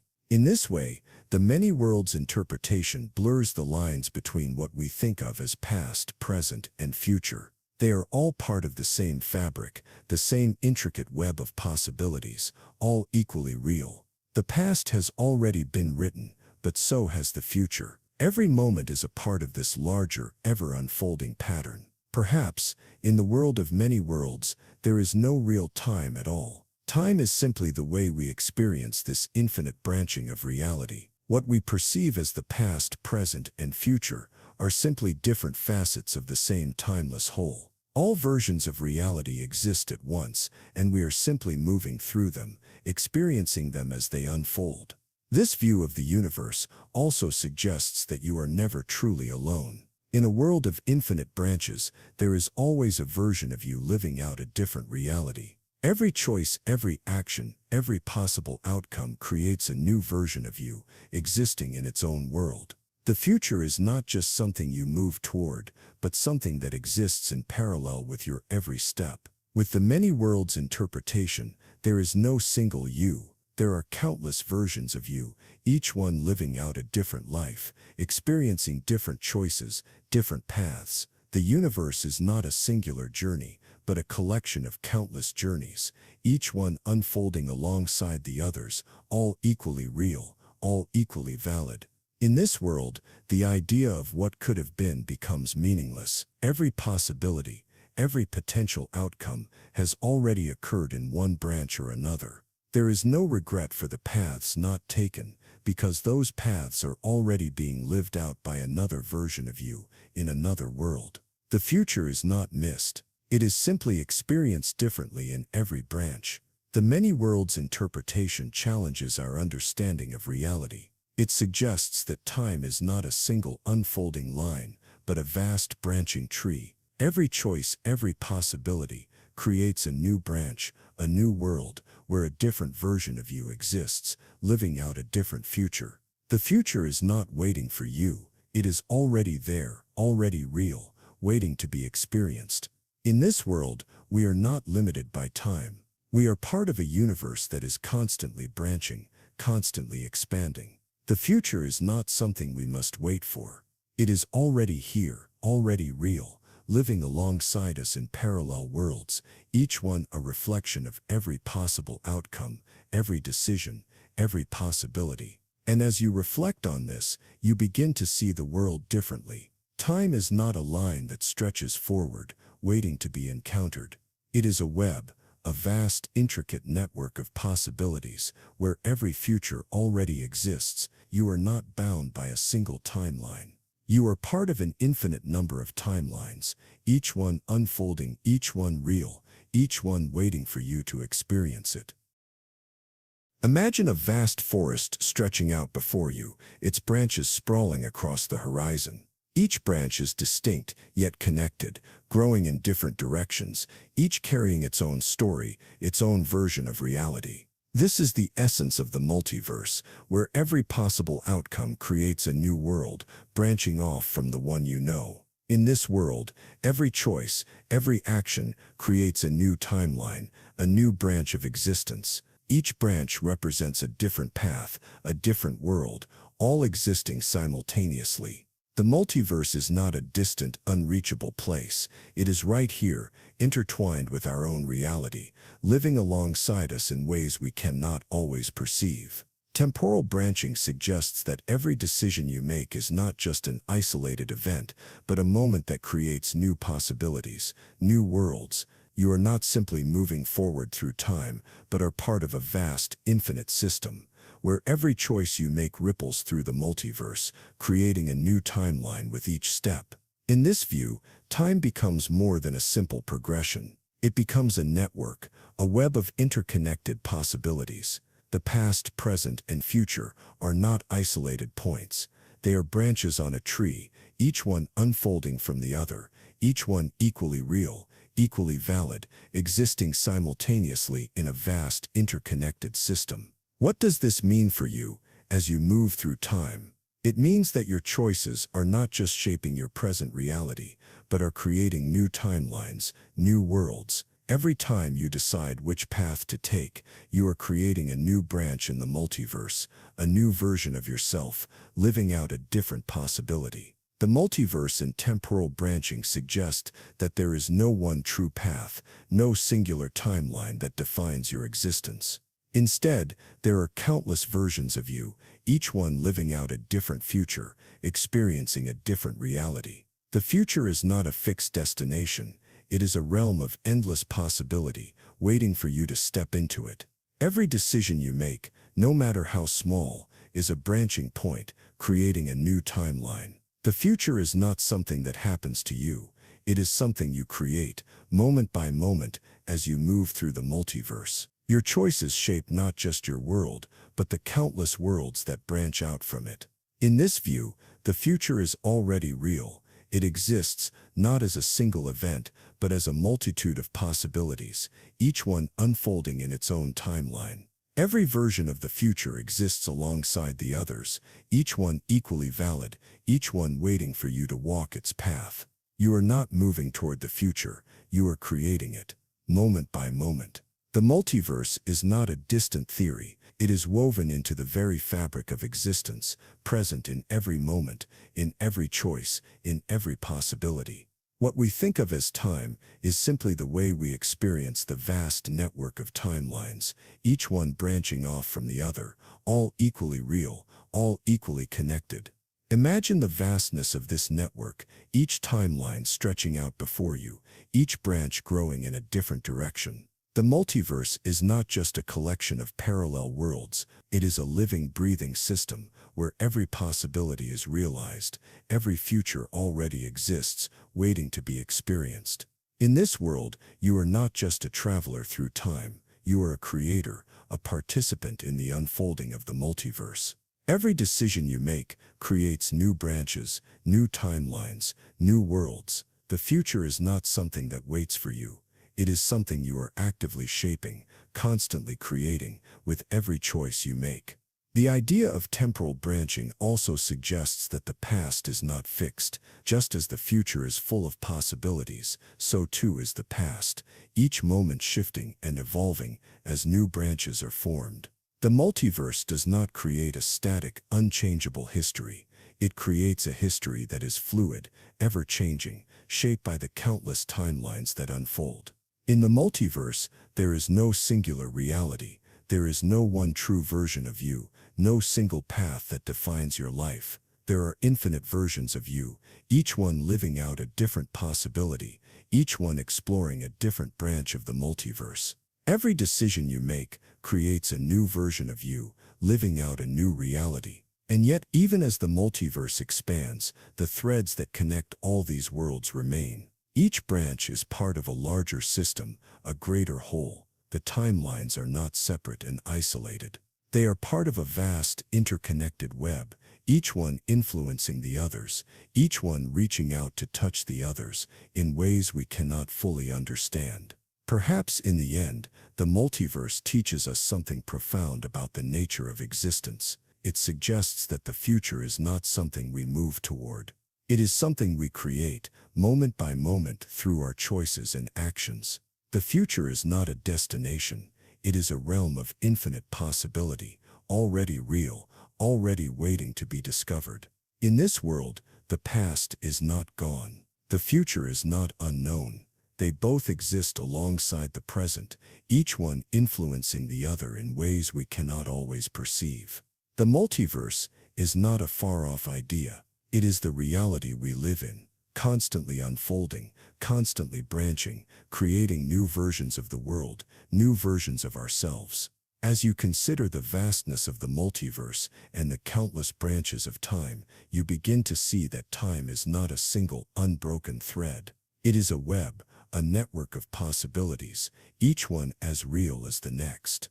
The future is not something you are moving toward.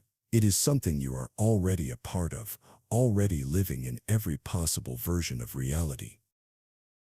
Imagine a delicate dance, a particle moving through space, caught between possibilities.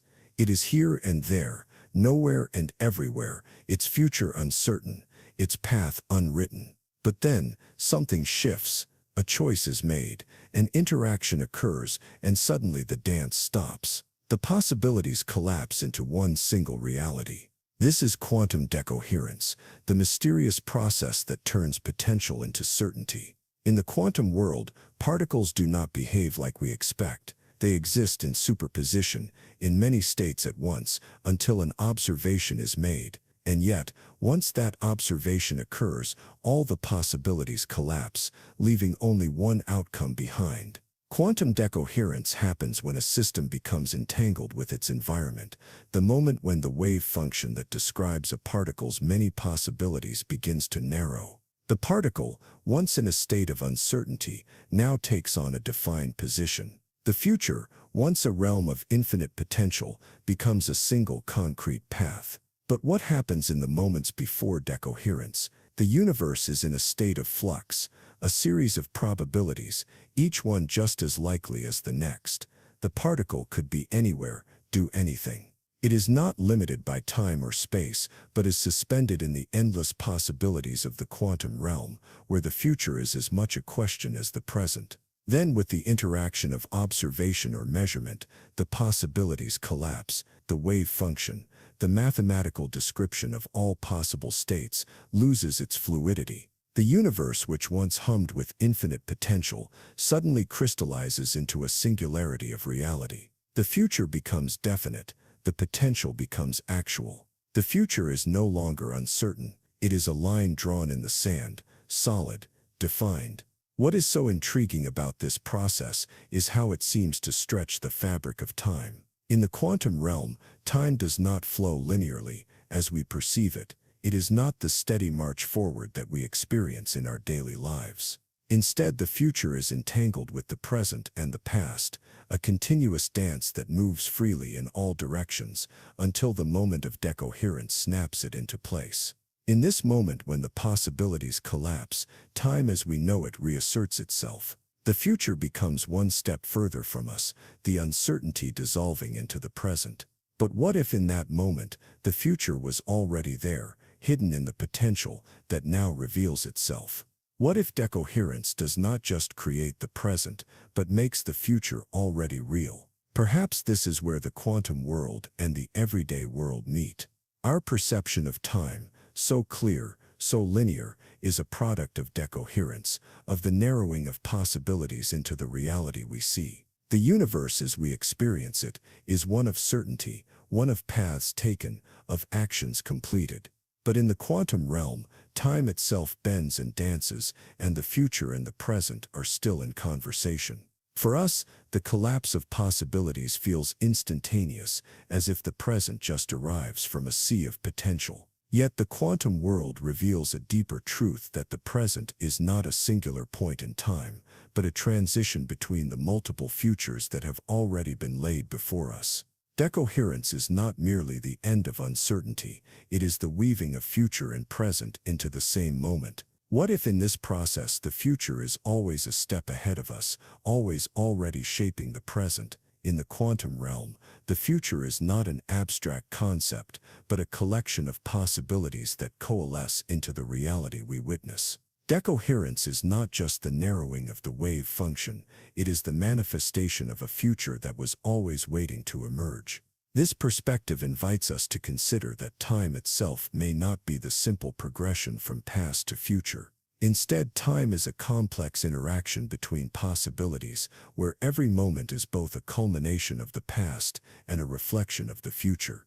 Decoherence, in its quiet unfolding, reveals the deeper connections that bind all moments together. As decoherence occurs, the path forward becomes clear.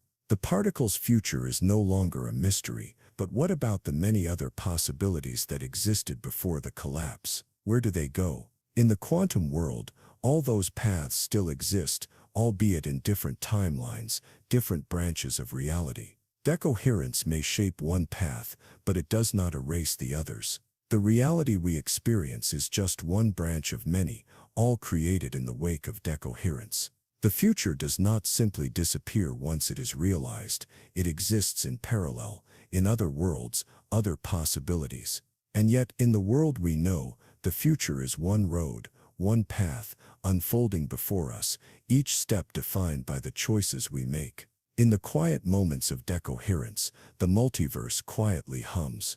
The endless possibilities of the quantum world collapse into the singular, tangible reality we know. But what of the other possibilities? What of the other timelines? They are not lost. They exist, waiting in the wings, quietly unfolding in parallel worlds, waiting to be observed, waiting for their own moments of collapse. The process of decoherence shows us that time is not simply linear, not simply a road we walk, one foot in front of the other. Time is a dance, a weaving together of possibilities, a constant negotiation between the past, the present, and the future. And in each moment, each collapse, the future is already there, already real. As the quantum world quietly pulls back the veil on time, we begin to see the interconnections between all things. Decoherence reminds us that the future is never distant, never far away. It is always a part of us, shaping the present, guiding the future. The collapse of possibilities is not the end of time, it is the beginning of a new reality, one that was always waiting to unfold. Imagine a world where nothing is certain until you look, a world where reality does not settle into place until your gaze lands upon it. In this realm, the future is not fixed, it is a swirling cloud of potential, only becoming concrete in the moment of observation.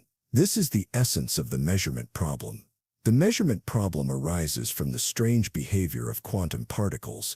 Until we observe them, they exist in a state of superposition, embodying multiple possibilities at once. A particle could be in multiple places, traveling through multiple paths, and existing in multiple states. It is only through observation that one of these possibilities is chosen, crystallizing into reality. But how does this process occur? In the quantum world, particles do not have definite properties until they are measured. They do not possess a clear location, velocity, or state. Instead, they exist in a haze of probabilities, a cloud of potential, until the act of measurement forces them to adopt a definitive state. This creates a paradox. Reality seems to exist only when observed, yet the world behaves differently when we are not looking. Is the universe really in flux, suspended between possibilities until we decide to look? And if the future is as uncertain as the quantum world suggests, can we ever truly know what will happen next? In this framework, the act of measurement is not a passive process. It does not simply reveal a pre-existing state of affairs. Instead, it seems to bring reality into being, selecting one outcome from the myriad of possibilities. It is as if the future waits in a state of ambiguity, and only through our attention does it take form. The measurement problem forces us to confront the nature of time itself. If the future is uncertain, suspended in this sea of potential, how do we navigate through it? How do we know that our actions today are moving us toward one specific future when so many possibilities are still in play, waiting to be realized? Perhaps then, time is not as linear as we once thought. The future is not fixed, and neither is the past. Both are shaped by the present, by the act of measurement, by the observation of the world around us. In this sense, the future is already present, existing in the haze of probabilities, waiting to solidify when we finally turn our gaze upon it. Consider a simple experiment. A particle is sent through a double slit, creating an interference pattern, as if it were behaving like a wave. But when we observe it, the particle behaves differently, acting like a particle instead. This suggests that the very act of observation is what shapes its reality, making the future real in that moment, and in that choice. But what of all the other possibilities? If the particle can exist in multiple states, what happens to the ones we don't observe? Do they vanish, or do they exist in parallel, branching off into other versions of reality, other timelines? In the quantum world, these questions remain unanswered, suspended in the uncertainty of measurement. The measurement problem leaves us in a strange liminal space where time itself seems malleable, where the future and the past are in constant flux. The act of measurement becomes a bridge between the two, shaping the reality we experience by selecting from the infinite possibilities that exist in the quantum haze.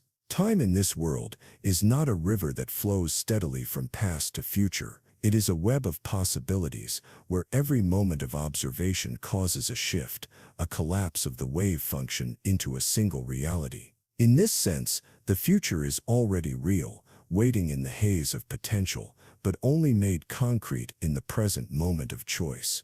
What if every moment we experience is a measurement, a decision that solidifies one version of reality over another? Every choice we make, every action we take, collapses the wave of possibilities, shaping the future in ways we cannot fully comprehend. The present becomes a place where the future is chosen, where all outcomes are real, but only one is brought into being. The measurement problem does not just challenge our understanding of particles, it challenges our understanding of reality itself. What does it mean for the future to already exist, to be as real as the present, but suspended in the haze of potential? How do we live in a world where observation shapes what we see, where time itself is shaped by our gaze? In this world, the future is never truly uncertain, but always potential. It is not something waiting to happen, but something already existing in many forms, many branches of possibility. Each moment of observation, each act of measurement, solidifies one branch, one future, pulling it into the realm of what is real, what is now. Yet, even as we observe and collapse the wave function, we are left with the question, how much do we influence the future? If our observation brings the future into being, then perhaps our choices are more powerful than we realize. Time is not a passive observer of our lives, but an active participant in the unfolding of reality, shaped by every decision, every moment of measurement. In the quantum world, the future is not distant. It is already present, waiting in the haze of probabilities, just as real as the present we live in. It is only through observation, through measurement, that it solidifies, taking on a definite shape. Time in this sense is a living, breathing thing, shaped by our actions, by our attention, by our gaze. The measurement problem forces us to look at time, at reality, in a new way. It is not a fixed, unchanging progression from past to future. It is a web of possibilities, each one waiting to be realized, each one waiting for us to observe, to measure, to choose. In this world, the future is always already real, waiting to be brought into being. Imagine standing on the edge of a vast river, watching its current flow steadily in one direction. The water moves past you, unaffected by your gaze, carrying with it everything that has come before and everything yet to come. The river moves forward, and you, standing still, can only watch as it unfolds. This is the problem of temporal direction, the question of why time flows the way it does. In the universe, the past seems fixed, the future uncertain, and the present a fleeting moment that passes by with each tick of the clock. But why does time seem to move in one direction, from past to future, never reversing itself? The arrow of time is a strange thing. We experience it as a constant, a force that moves us forward, pulling us along through moments that come and go. But what if this direction is not inherent to time itself? What if time is just as capable of moving backward as it is forward, but we simply experience it in one direction? In the world of physics, time is treated as a dimension like space. But while we can move freely in space, forward, backward, left, or right, our experience of time is one-sided. We feel time as if it has a direction, a flow that carries us from one moment to the next.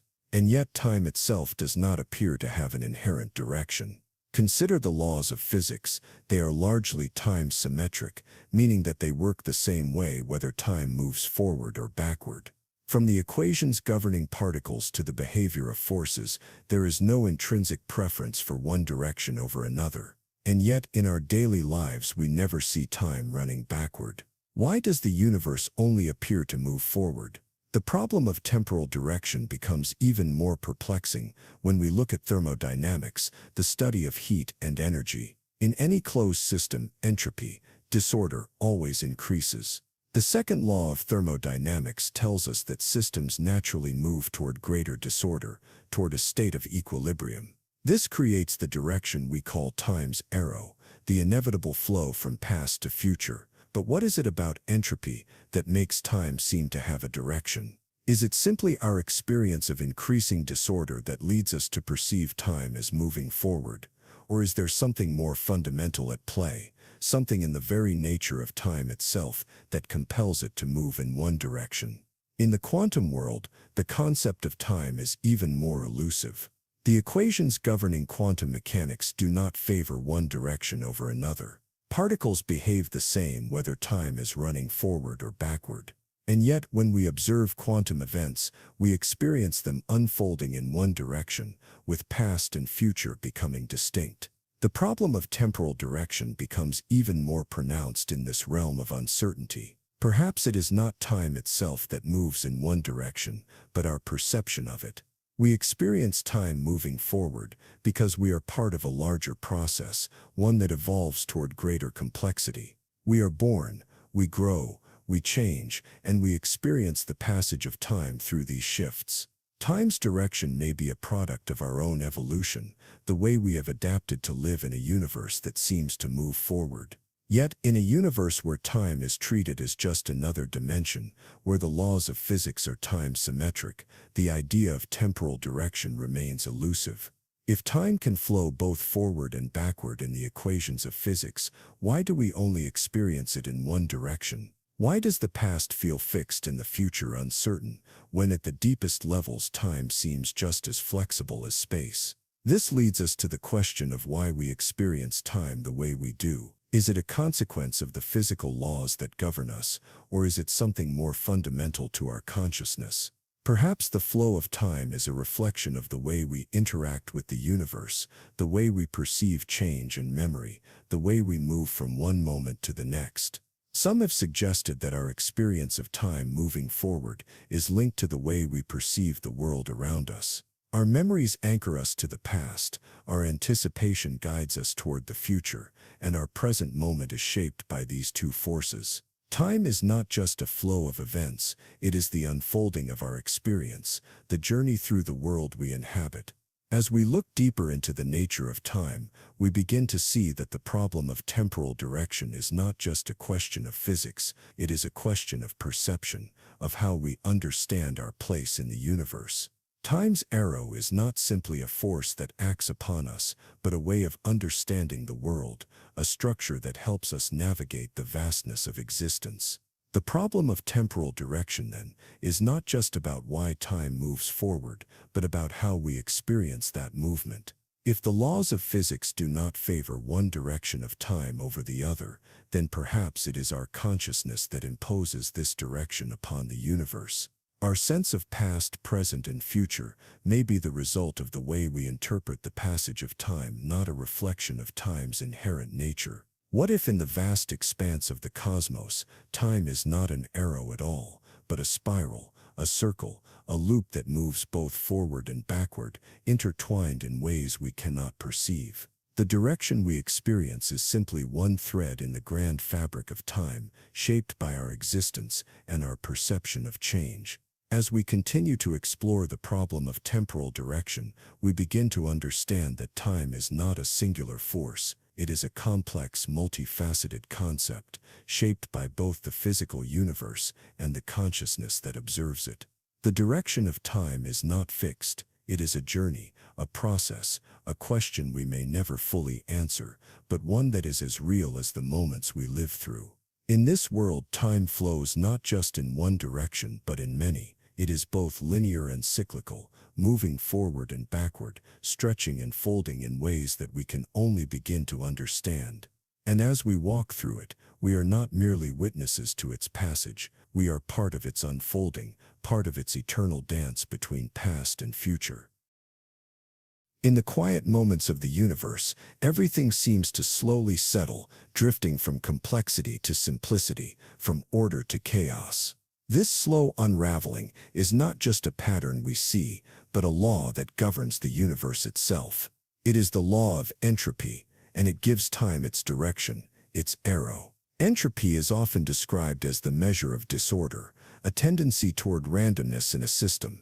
The universe, over time, moves toward a state where everything is spread out evenly, where no energy is concentrated in one place, and all systems are in equilibrium.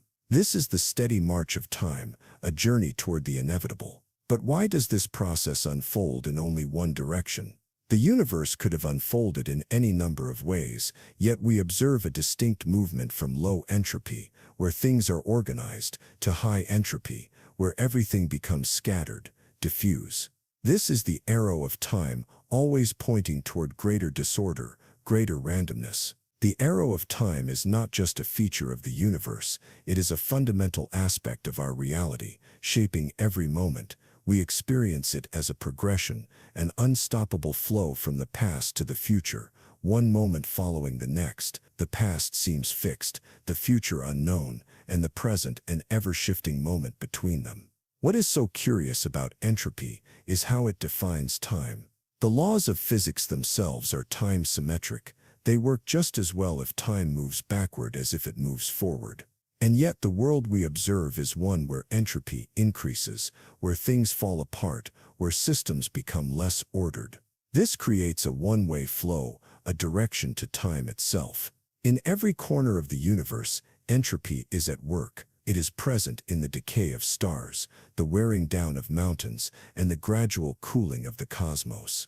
It is written into the fabric of reality, the quiet force that propels everything toward greater disorder. The future is the realm of high entropy, and it moves steadily toward that state. In our daily lives, we see the effects of entropy everywhere. A cup falls and shatters. A garden grows wild with weeds. A pile of leaves slowly decomposes into the earth. These are the manifestations of entropy in our world, examples of order dissolving into chaos. Time moves forward, and with it, entropy increases. This irreversible process is the foundation of the arrow of time. It is the reason why we cannot turn back the clock, why events once set in motion cannot be undone. As entropy increases, the past is left behind, and the future stretches out before us, always greater in disorder, always further from equilibrium. The connection between entropy and time is more than just a philosophical observation. It is built into the very workings of the universe. The second law of thermodynamics tells us that entropy must always increase. It is an unyielding principle, one that shapes the course of time, determining how we move through it. Entropy does not just describe the universe's tendency toward disorder, it also describes the nature of our experience. We remember the past because it is a state of lower entropy, where things were more organized, more structured. The future, on the other hand, is uncertain, unknowable, and filled with possibilities. It is a state of higher entropy, where everything is still in flux. But what if we lived in a universe where entropy could decrease, where the flow of time could be reversed? Would the future and the past become interchangeable, with no clear direction? Could time flow backward, from disorder to order, with everything resetting, returning to its pristine state. In the quantum world, some theories suggest that time might behave differently. The laws of quantum mechanics are time-symmetric, meaning that they do not inherently prefer a direction.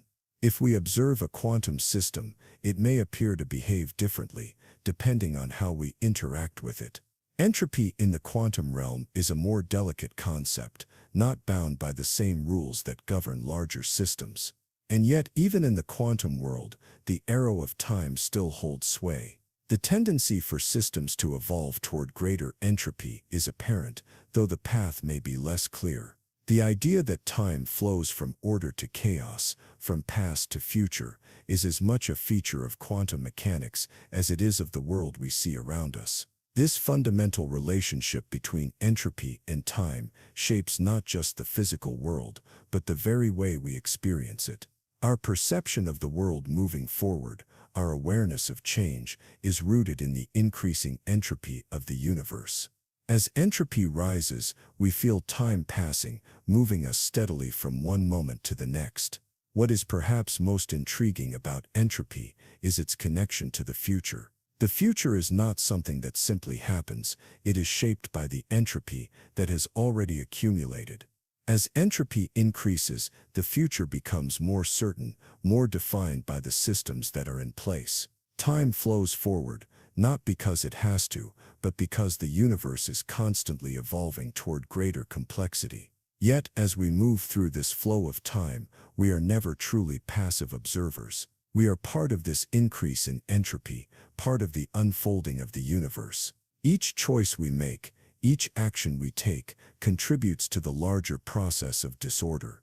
The future we move toward is not just something we encounter, it is something we actively shape. The arrow of time is not just an abstract idea, it is the pulse of the universe, the force that shapes everything, from the formation of stars to the rhythm of our own lives. As entropy increases, the universe unfolds, each moment a step closer to the future, each future filled with the quiet hum of increasing disorder. And so, time moves forward. The arrow of time points us toward a future of greater entropy, a future where order gives way to chaos, where every moment is a step toward a state of greater disarray. And yet within this flow there is beauty, a universe of infinite possibility, unfolding with each passing moment. Imagine for a moment that the universe is a book, its pages unfolding one by one, each moment a line written in the ink of time. And yet, as the pages turn, there's something curious about how this story began. The ink seems to flow in one direction, a slow unfolding from past to future. But how did the ink come to be? This is the essence of the past hypothesis, a theory that attempts to explain why the universe is as we find it, why we see the world progressing toward increasing disorder, and why time seems to flow in one direction. The hypothesis asks a simple question: how did the universe begin, and why does it seem to move from order to chaos? According to the past hypothesis, the universe started in a state of very low entropy, a perfect smooth beginning, where everything was neatly ordered. Over time, as the universe expanded and evolved, entropy disorder gradually increased, and this is the universe we experience now. It suggests that the future we move toward is simply an extension of the past. But what makes the past hypothesis so fascinating is that it gives us a starting point, a way to understand why the arrow of time moves forward. If the universe began in a state of perfect order, then it must have been the only possible starting point, the singular moment from which everything else unfolded. The future, then, is simply the gradual increase of disorder from that moment. In this view, the past is not just a memory, it is a fixed point, a moment of clarity in the ever-expanding dance of entropy. The present and future are shaped by this initial state, where everything began with low entropy. As entropy grows, the world moves from this simple ordered state toward greater complexity, toward the universe we know today. The idea of the past hypothesis is not just about looking back, but about explaining the flow of time. The universe's transition from simplicity to complexity, from order to disorder, becomes the backbone of time itself. Every moment that passes, every change that occurs, is just the inevitable unfolding of entropy, moving forward from the past's original low entropy state. If this hypothesis is true, then the direction of time is set. It's a path defined by the increase of disorder, by the spreading out of energy, by the movement from the very orderly state of the past toward the chaotic, uncertain future. The past gives us the rules, and time obeys them, flowing forward like a river always moving toward the sea. But there's something more poetic here. The past, as we know it, shapes us. It shapes everything we observe. And yet, even as time moves forward, it's impossible to fully separate the past from the future.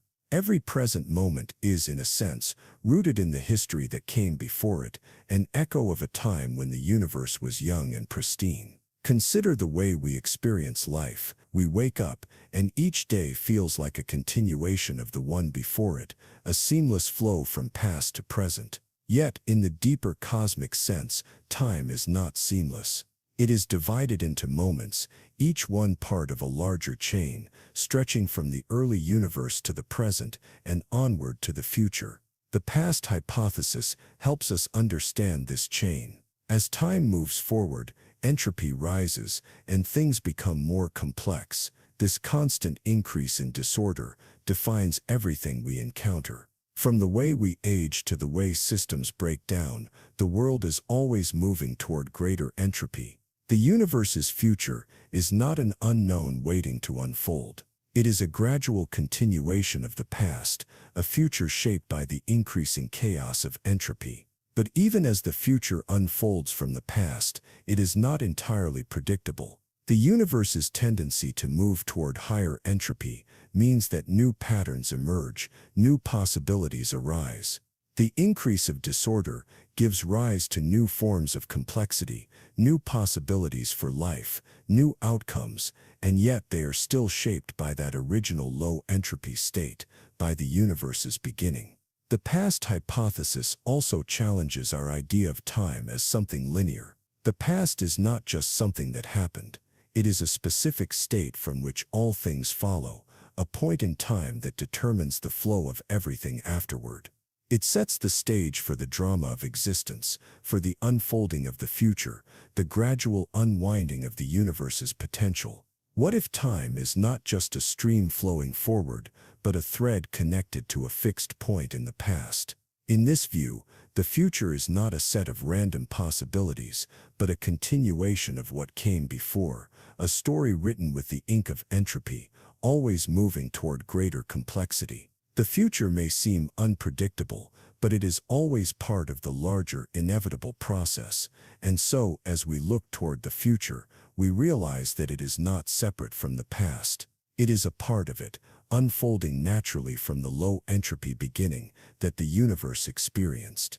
The future we are moving toward is shaped by the past, by the way entropy has increased over time, by the constant push of disorder toward greater complexity. Perhaps this is the beauty of the past hypothesis. It offers us a sense of understanding, a way to trace the flow of time from its origin to its current state. The future is not a random, chaotic series of events, but a continuation of everything that has come before. We are not merely participants in time's unfolding. We are part of its grand design, and so time moves forward, guided by the path set in the past, by the increase in entropy. The future is already written, not in detail, but in the broad strokes of disorder. It is a future shaped by everything that came before it, a future we are moving toward step by step, moment by moment, each one connected to the last. In the stillness of a system in motion, there is an inevitable pull toward disorder. A ball bounces on a table, a glass shatters on the floor. These are the manifestations of a universe drawn toward increasing entropy. Yet for every action, there is a question: why does this happen? Could time, in some sense, flow backward? This question is at the heart of Loschmidt's paradox, a thought experiment that challenges our understanding of time's arrow. If the laws of physics are time reversible, why do we only experience a universe that moves from order to disorder? Why does time seem to flow in one direction when the underlying equations do not seem to favor this flow? The paradox is named after the physicist Joseph Loschmidt, who in the 19th century pointed out an unsettling inconsistency. According to classical mechanics, the laws governing the motion of particles are time-symmetric. This means that, in theory, if you reverse the direction of time, the motions of particles would remain the same. Yet in reality, we never observe this reversal. If the laws of physics are so symmetrical, why do we never see events unfold in reverse? Why do we never see broken glasses reassemble themselves or spilled water flow back into a cup? Why does the universe seem so irreversibly tied to the direction of time, toward increasing entropy? The answer, it seems, lies in the initial conditions of the universe. Loschmidt's paradox reveals a deep truth. For time to flow backward, the universe would need to be in an almost perfectly ordered state, a state of low entropy.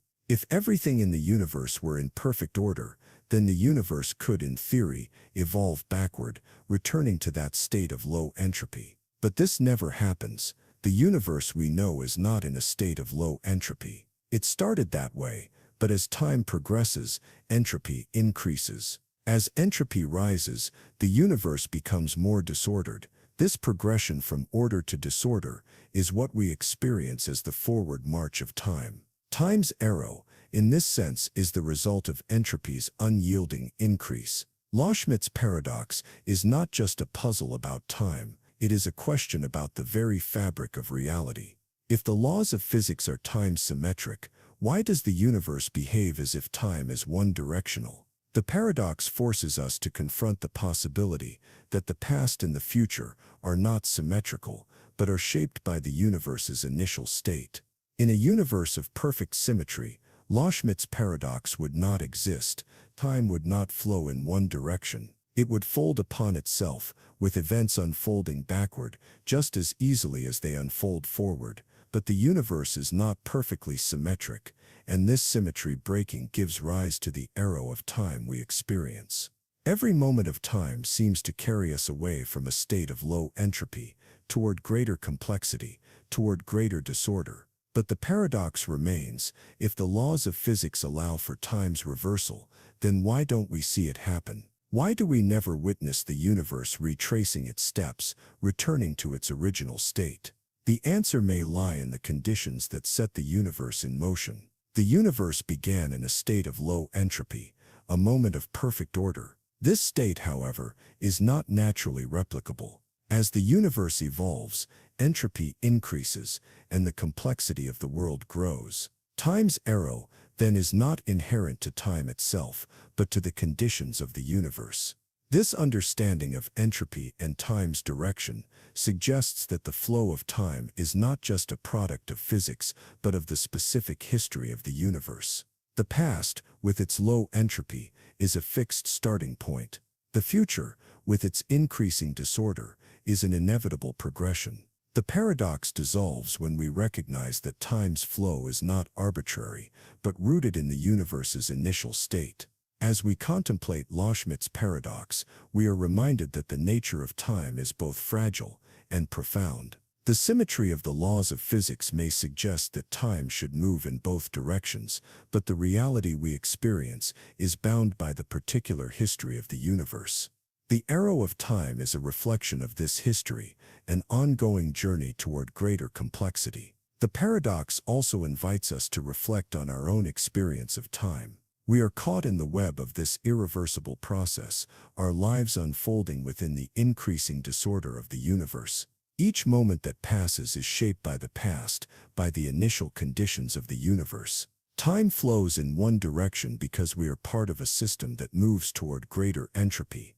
In a sense, Loschmidt's paradox asks us to question the very nature of time itself. If the universe is governed by reversible laws, then why does time appear to flow in only one direction? Why do we experience the present as a fleeting moment, constantly shifting into the past?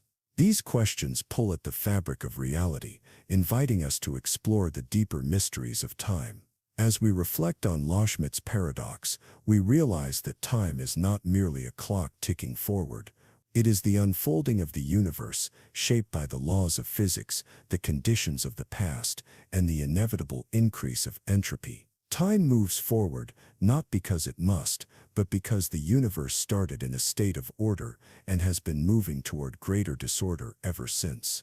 Perhaps in the quiet moments of contemplation, we can see the paradox not as a contradiction, but as a reflection of the complexity of time itself. Time is not a simple flow from past to future. It is a dance of order and disorder, of entropy and symmetry, unfolding in ways that challenge our understanding of the universe. In the end, Loschmidt's paradox does not just reveal the limits of our knowledge about time, it invites us to think more deeply about the nature of time, about the direction of the universe, and about our place within this vast, unfolding mystery. Time's arrow points forward, but its origins are still a mystery, still waiting to be understood. Time is not always what it seems. For so long we've regarded it as a constant, a force that flows with precision, unchanging and relentless. But what if time is not an inherent part of the fabric of reality, but something that emerges, like a ripple on a still pond, from the intricate dance of simpler elements? In the theory of time as an emergent property, time is not a fundamental component of the universe. It is not a force that exists on its own. Instead, it arises from the interactions of more basic, timeless elements. Just as temperature emerges from the movement of atoms, so too does time emerge from the underlying laws of the universe, a byproduct of complexity. Imagine a universe without time. The fundamental particles, governed by their own interactions, move in a perfect timeless state. There is no flow from past to future, no unfolding of events. But as these particles begin to interact, as systems become more complex, time emerges, like a natural consequence of their relationships with one another. In this view, time does not exist independently of the events that unfold. It is the result of the interactions between particles, between forces, between moments. Time, then, is not a passive backdrop against which the universe operates. It is an active property that arises as systems evolve and become increasingly complex. This perspective challenges our basic understanding of time. It suggests that time is not a given. It is not an eternal river that we simply drift along. Instead, time emerges gradually, like a story unfolding, becoming more distinct and meaningful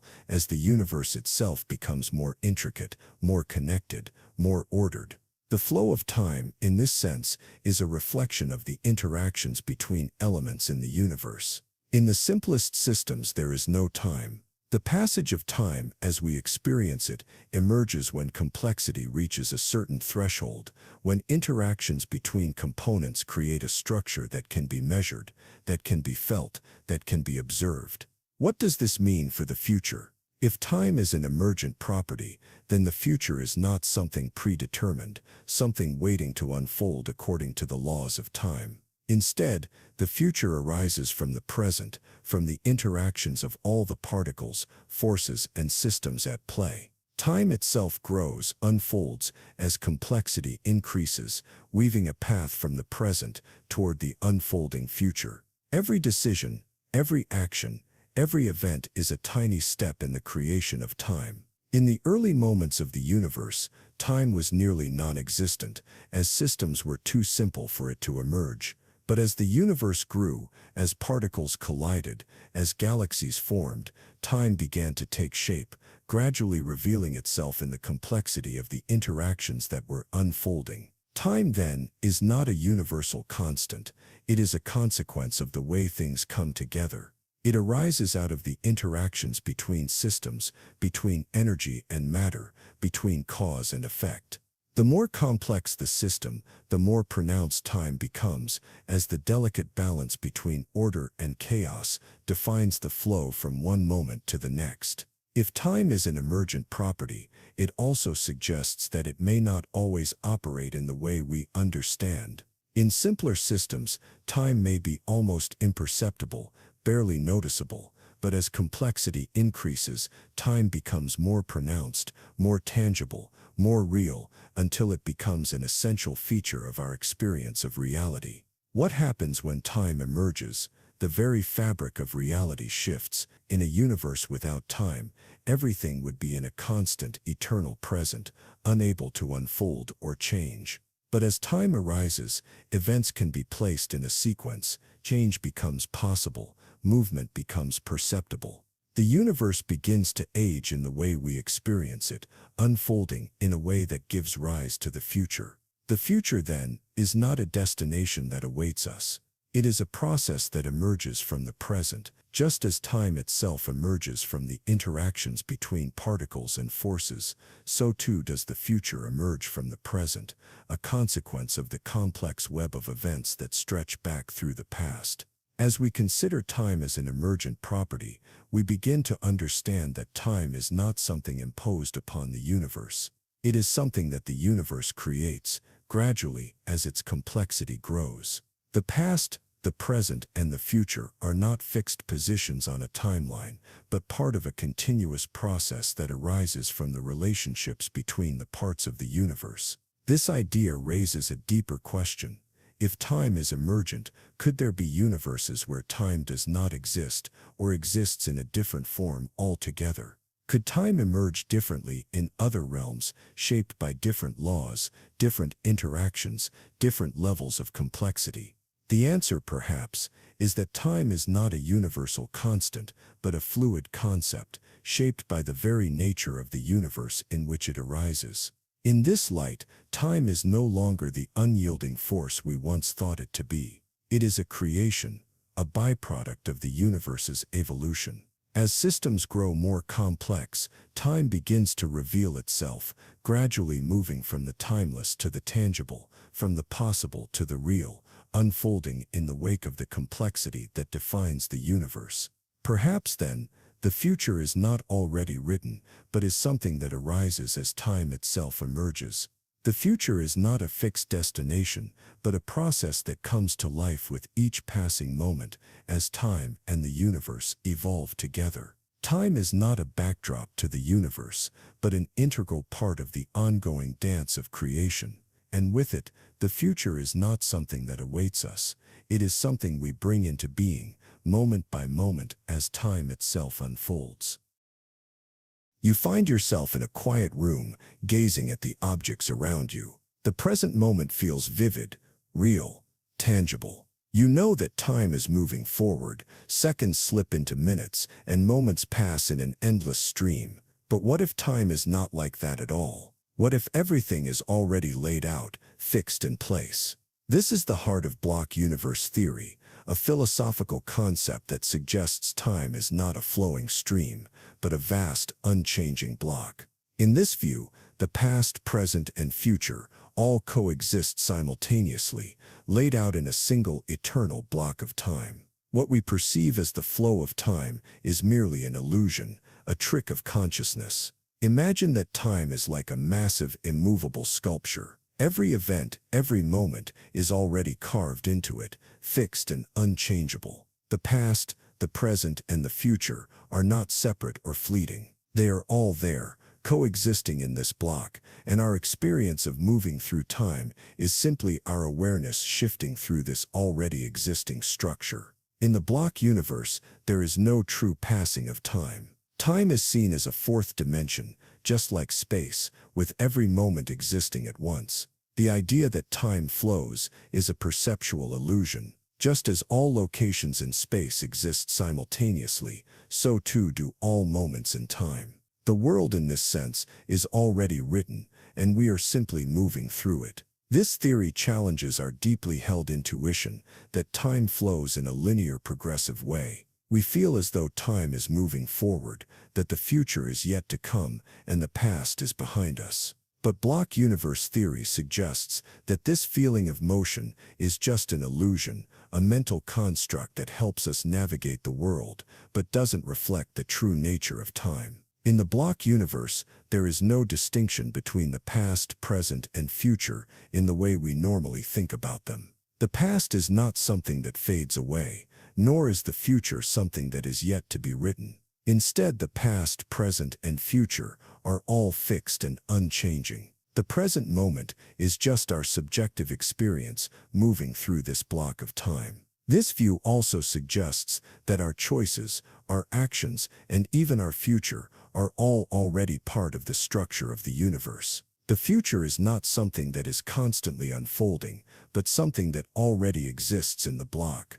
In this sense, free will, as we typically understand it, becomes a complicated concept, as our actions may already be part of the block of time. If the future is already laid out, then what does it mean to experience the passage of time? The answer may be that we experience time not as it is, but as we perceive it. Our consciousness moves through the block, shifting from one moment to the next, giving us the illusion of progression. But in truth, the moments we experience were always there, already part of the cosmic structure. Consider the analogy of a movie. When you watch a film, it may appear to unfold in real time, but every frame of the film exists on the reel, already fixed in place. You are simply moving through the frames, experiencing the story as it unfolds, but the story itself is already written, already fixed. In the same way, the events of your life, from birth to death, are part of a fixed narrative.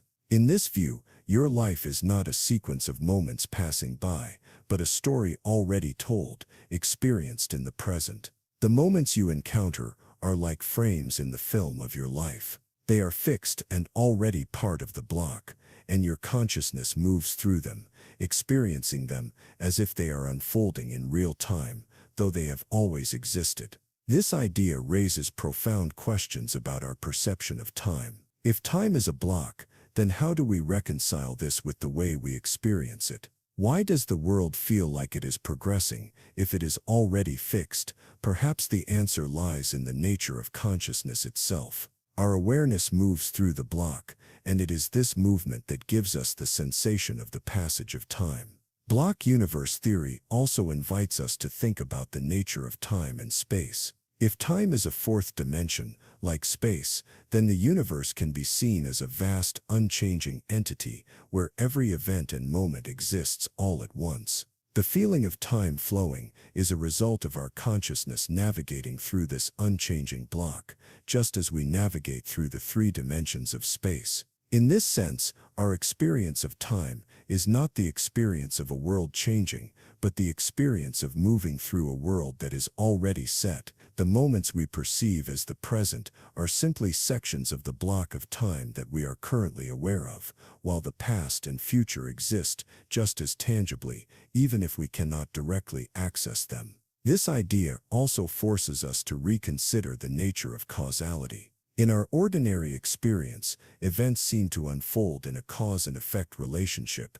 The past causes the present, and the present causes the future. But in the block universe, all moments exist together, and causality becomes a part of the block. The chain of events that we think of as the flow of time is simply our perception of moving through this fixed structure. Perhaps this is the true nature of time, not something that passes, but something that exists all at once. The future does not lie ahead of us, nor does the past lie behind us. All moments are equally real, equally fixed, and it is only our experience of them that gives us the sense of movement. The past, present, and future are not different from each other. They are all simply part of a vast eternal block. In the end, the block universe theory invites us to see time differently. It suggests that what we experience as the passage of time is not the movement of time itself, but our movement through a structure that already exists. Time is not flowing forward. It is a block, a solid, unchanging reality, and we are simply shifting through its moments. This theory encourages us to reconsider our relationship with time. If time is a block, fixed and unchanging, then our experience of it becomes a kind of cosmic dance, moving through the events of our lives.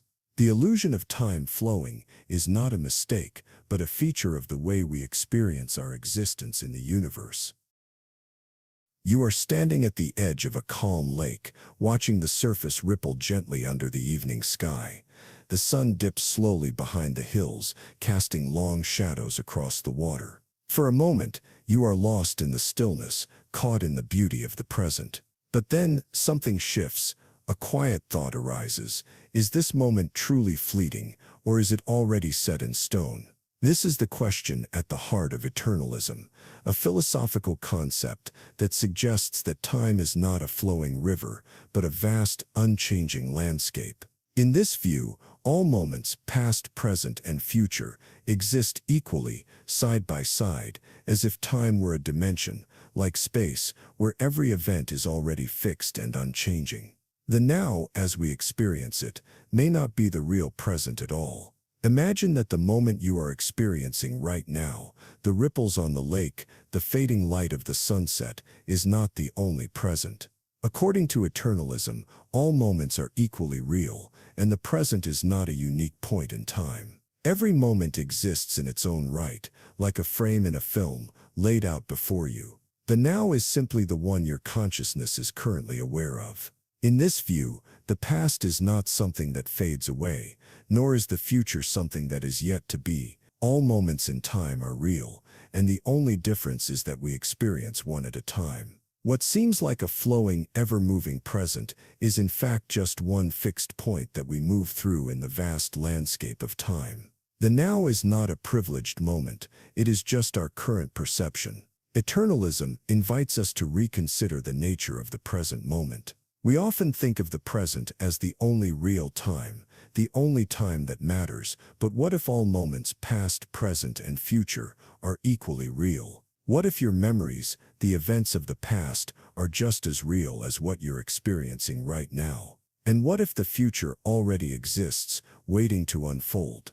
This theory challenges the idea of the now as a fleeting, unique moment. If all moments exist simultaneously, then the feeling that time is passing, that the present is slipping away, is an illusion. The present moment is not a flowing river, but a fixed and eternal part of the larger landscape of time, where all events exist in harmony. Consider how we experience time. We measure it, divide it into seconds and minutes, and structure our lives around it. We feel as though time is moving forward, always progressing. But if eternalism is correct, this feeling of progression is a trick of perception. We are simply moving through a timeline, unaware that every point in time exists at once.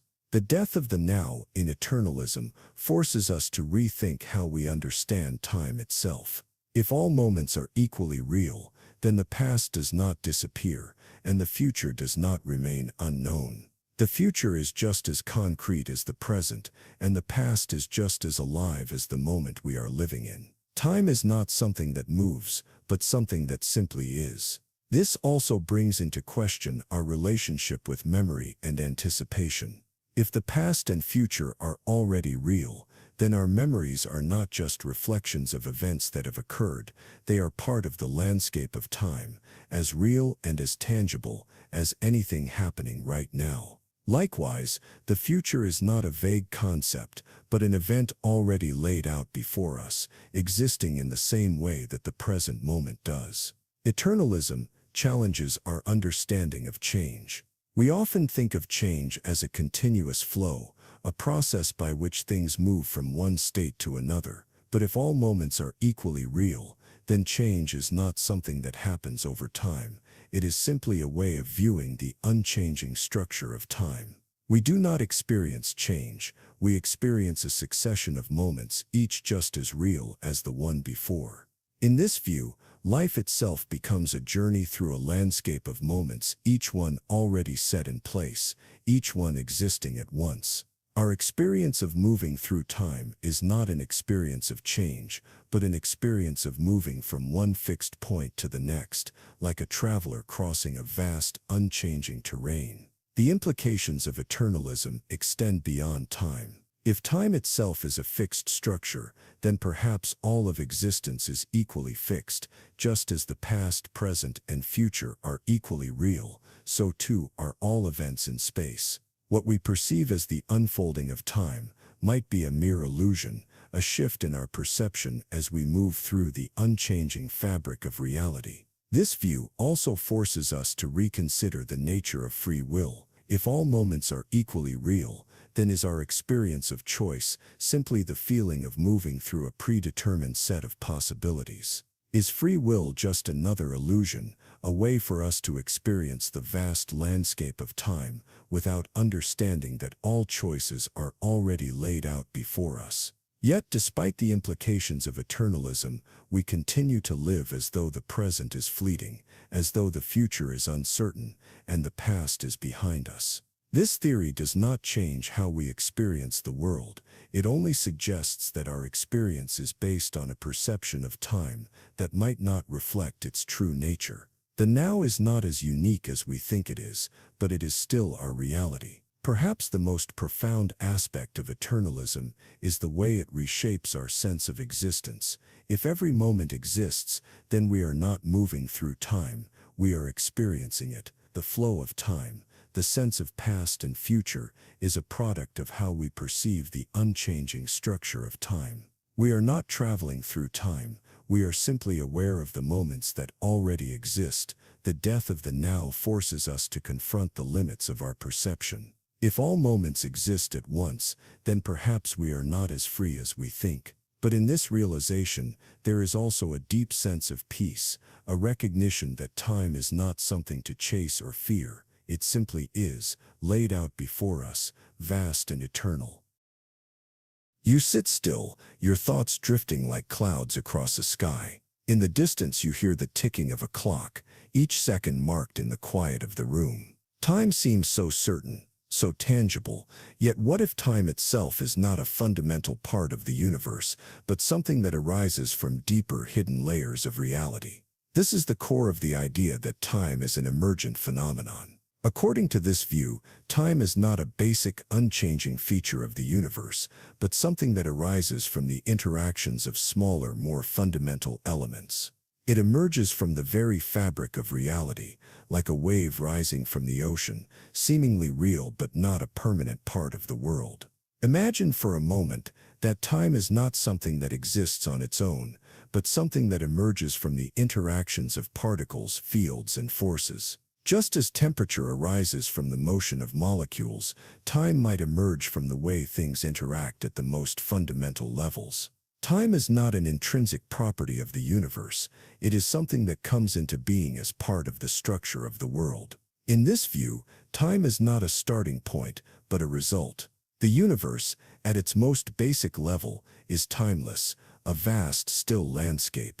But as particles and forces interact, they give rise to the sensation of time, of past, present, and future. Time is the way we experience those interactions, a product of the underlying fabric of reality, not something built into it. This challenges our conventional understanding of time as a fundamental, ever-present force. We tend to think of time as something that is always there, always moving forward, an essential part of the way the universe works. But if time is emergent, then it is not something we can take for granted. It is something that depends on the dynamics of the universe, a product of how things interact. Think of the way heat emerges from the motion of molecules. Heat is not something that exists independently, but something that arises from the movement of individual particles. Similarly, time might emerge from the interactions of smaller, more fundamental forces and particles. What we experience as time is not a constant, but a phenomenon that emerges from the complex behavior of the universe. If time is emergent, then perhaps it is not as fixed and unchanging as we believe. We experience time as a constant flow, but this may be an illusion created by the way the universe organizes itself. Time in this view is not a thing in itself, but a product of the interactions that make up reality. It is a byproduct, not a foundation. This idea also raises questions about the nature of the past and future. If time is emergent, then the past and future may not be as fixed as we imagine. The past is not something that exists independently, waiting to be remembered, and the future is not something that is written in stone, waiting to be revealed. Both are aspects of the emergent process of time. Consider how we experience time in our daily lives. We measure it with clocks, divide it into seconds and minutes, and structure our lives around it. But this experience of time may be tied to our perception of the emergent nature of reality. Time flows as we interact with the world, but it may not be a flow at all. It may simply be our experience of the patterns and rhythms of the universe. If time is emergent, then perhaps it is not the same at every level of reality. On a human scale, time seems to move in a linear way. But at the level of quantum particles, the notion of time becomes far more fluid. Time as we know it might only emerge at a certain scale, at the scale of our perception and experience, while at a deeper level, time may not behave the way we think it does. This theory challenges our perception of reality. If time is not fundamental, but a result of the interactions of particles and forces, then reality itself is not the way we perceive it.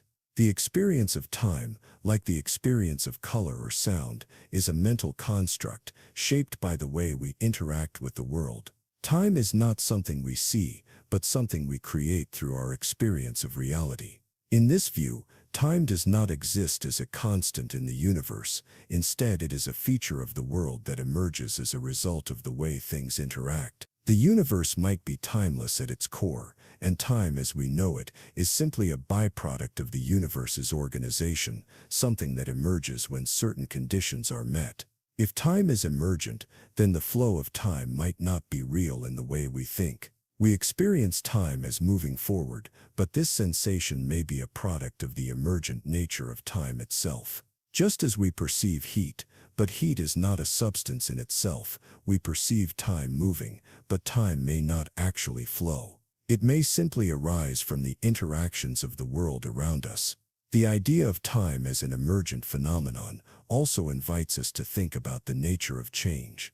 If time is not a constant, then change itself might not be the linear process we imagine. The way we experience change, events happening in sequence, one after the other, might be a result of the way time emerges from the underlying structure of reality. This theory also challenges our understanding of the universe. If time is emergent, then reality itself might not be a series of discrete events unfolding in time. Instead, it might be a complex, interwoven network of interactions, and time as we experience it is simply our way of organizing those interactions. The universe might not be a timeline but a dynamic web of events that gives rise to the experience of time. In the end, time as an emergent phenomenon forces us to rethink what we know about the world. We experience time as a steady flow, but this might be an illusion created by the deeper dynamics of the universe. Time in this view is not a constant, it is a product of the universe's interactions, arising when the conditions are right and fading away when they are not. You sit in a room, the quiet around you broken only by the faint hum of distant sounds. The walls are solid, the floor beneath your feet real and steady. But what if this reality you see, feel, and touch is not the true nature of existence? What if everything around you is just a projection, a shadow on the surface of something much deeper? This is the essence of the holographic principle, a theory that suggests the universe is not as it seems. According to this principle, the reality we experience is not the real world, but a projection, like an image projected onto a screen, a shadow cast from a deeper, more fundamental level of existence. What we see is a hologram, an illusion of sorts. Imagine that the universe as we know it is a vast and intricate hologram.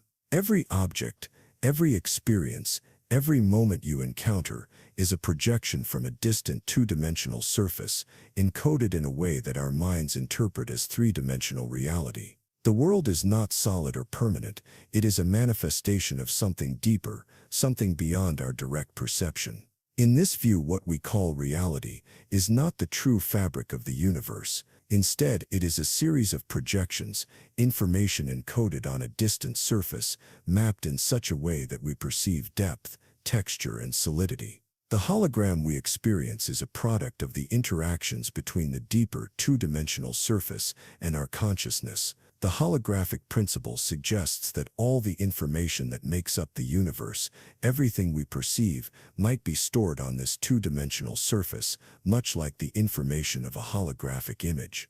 Our experience of depth, of three-dimensional space, is not the true structure of the universe, but a projection of this deeper reality.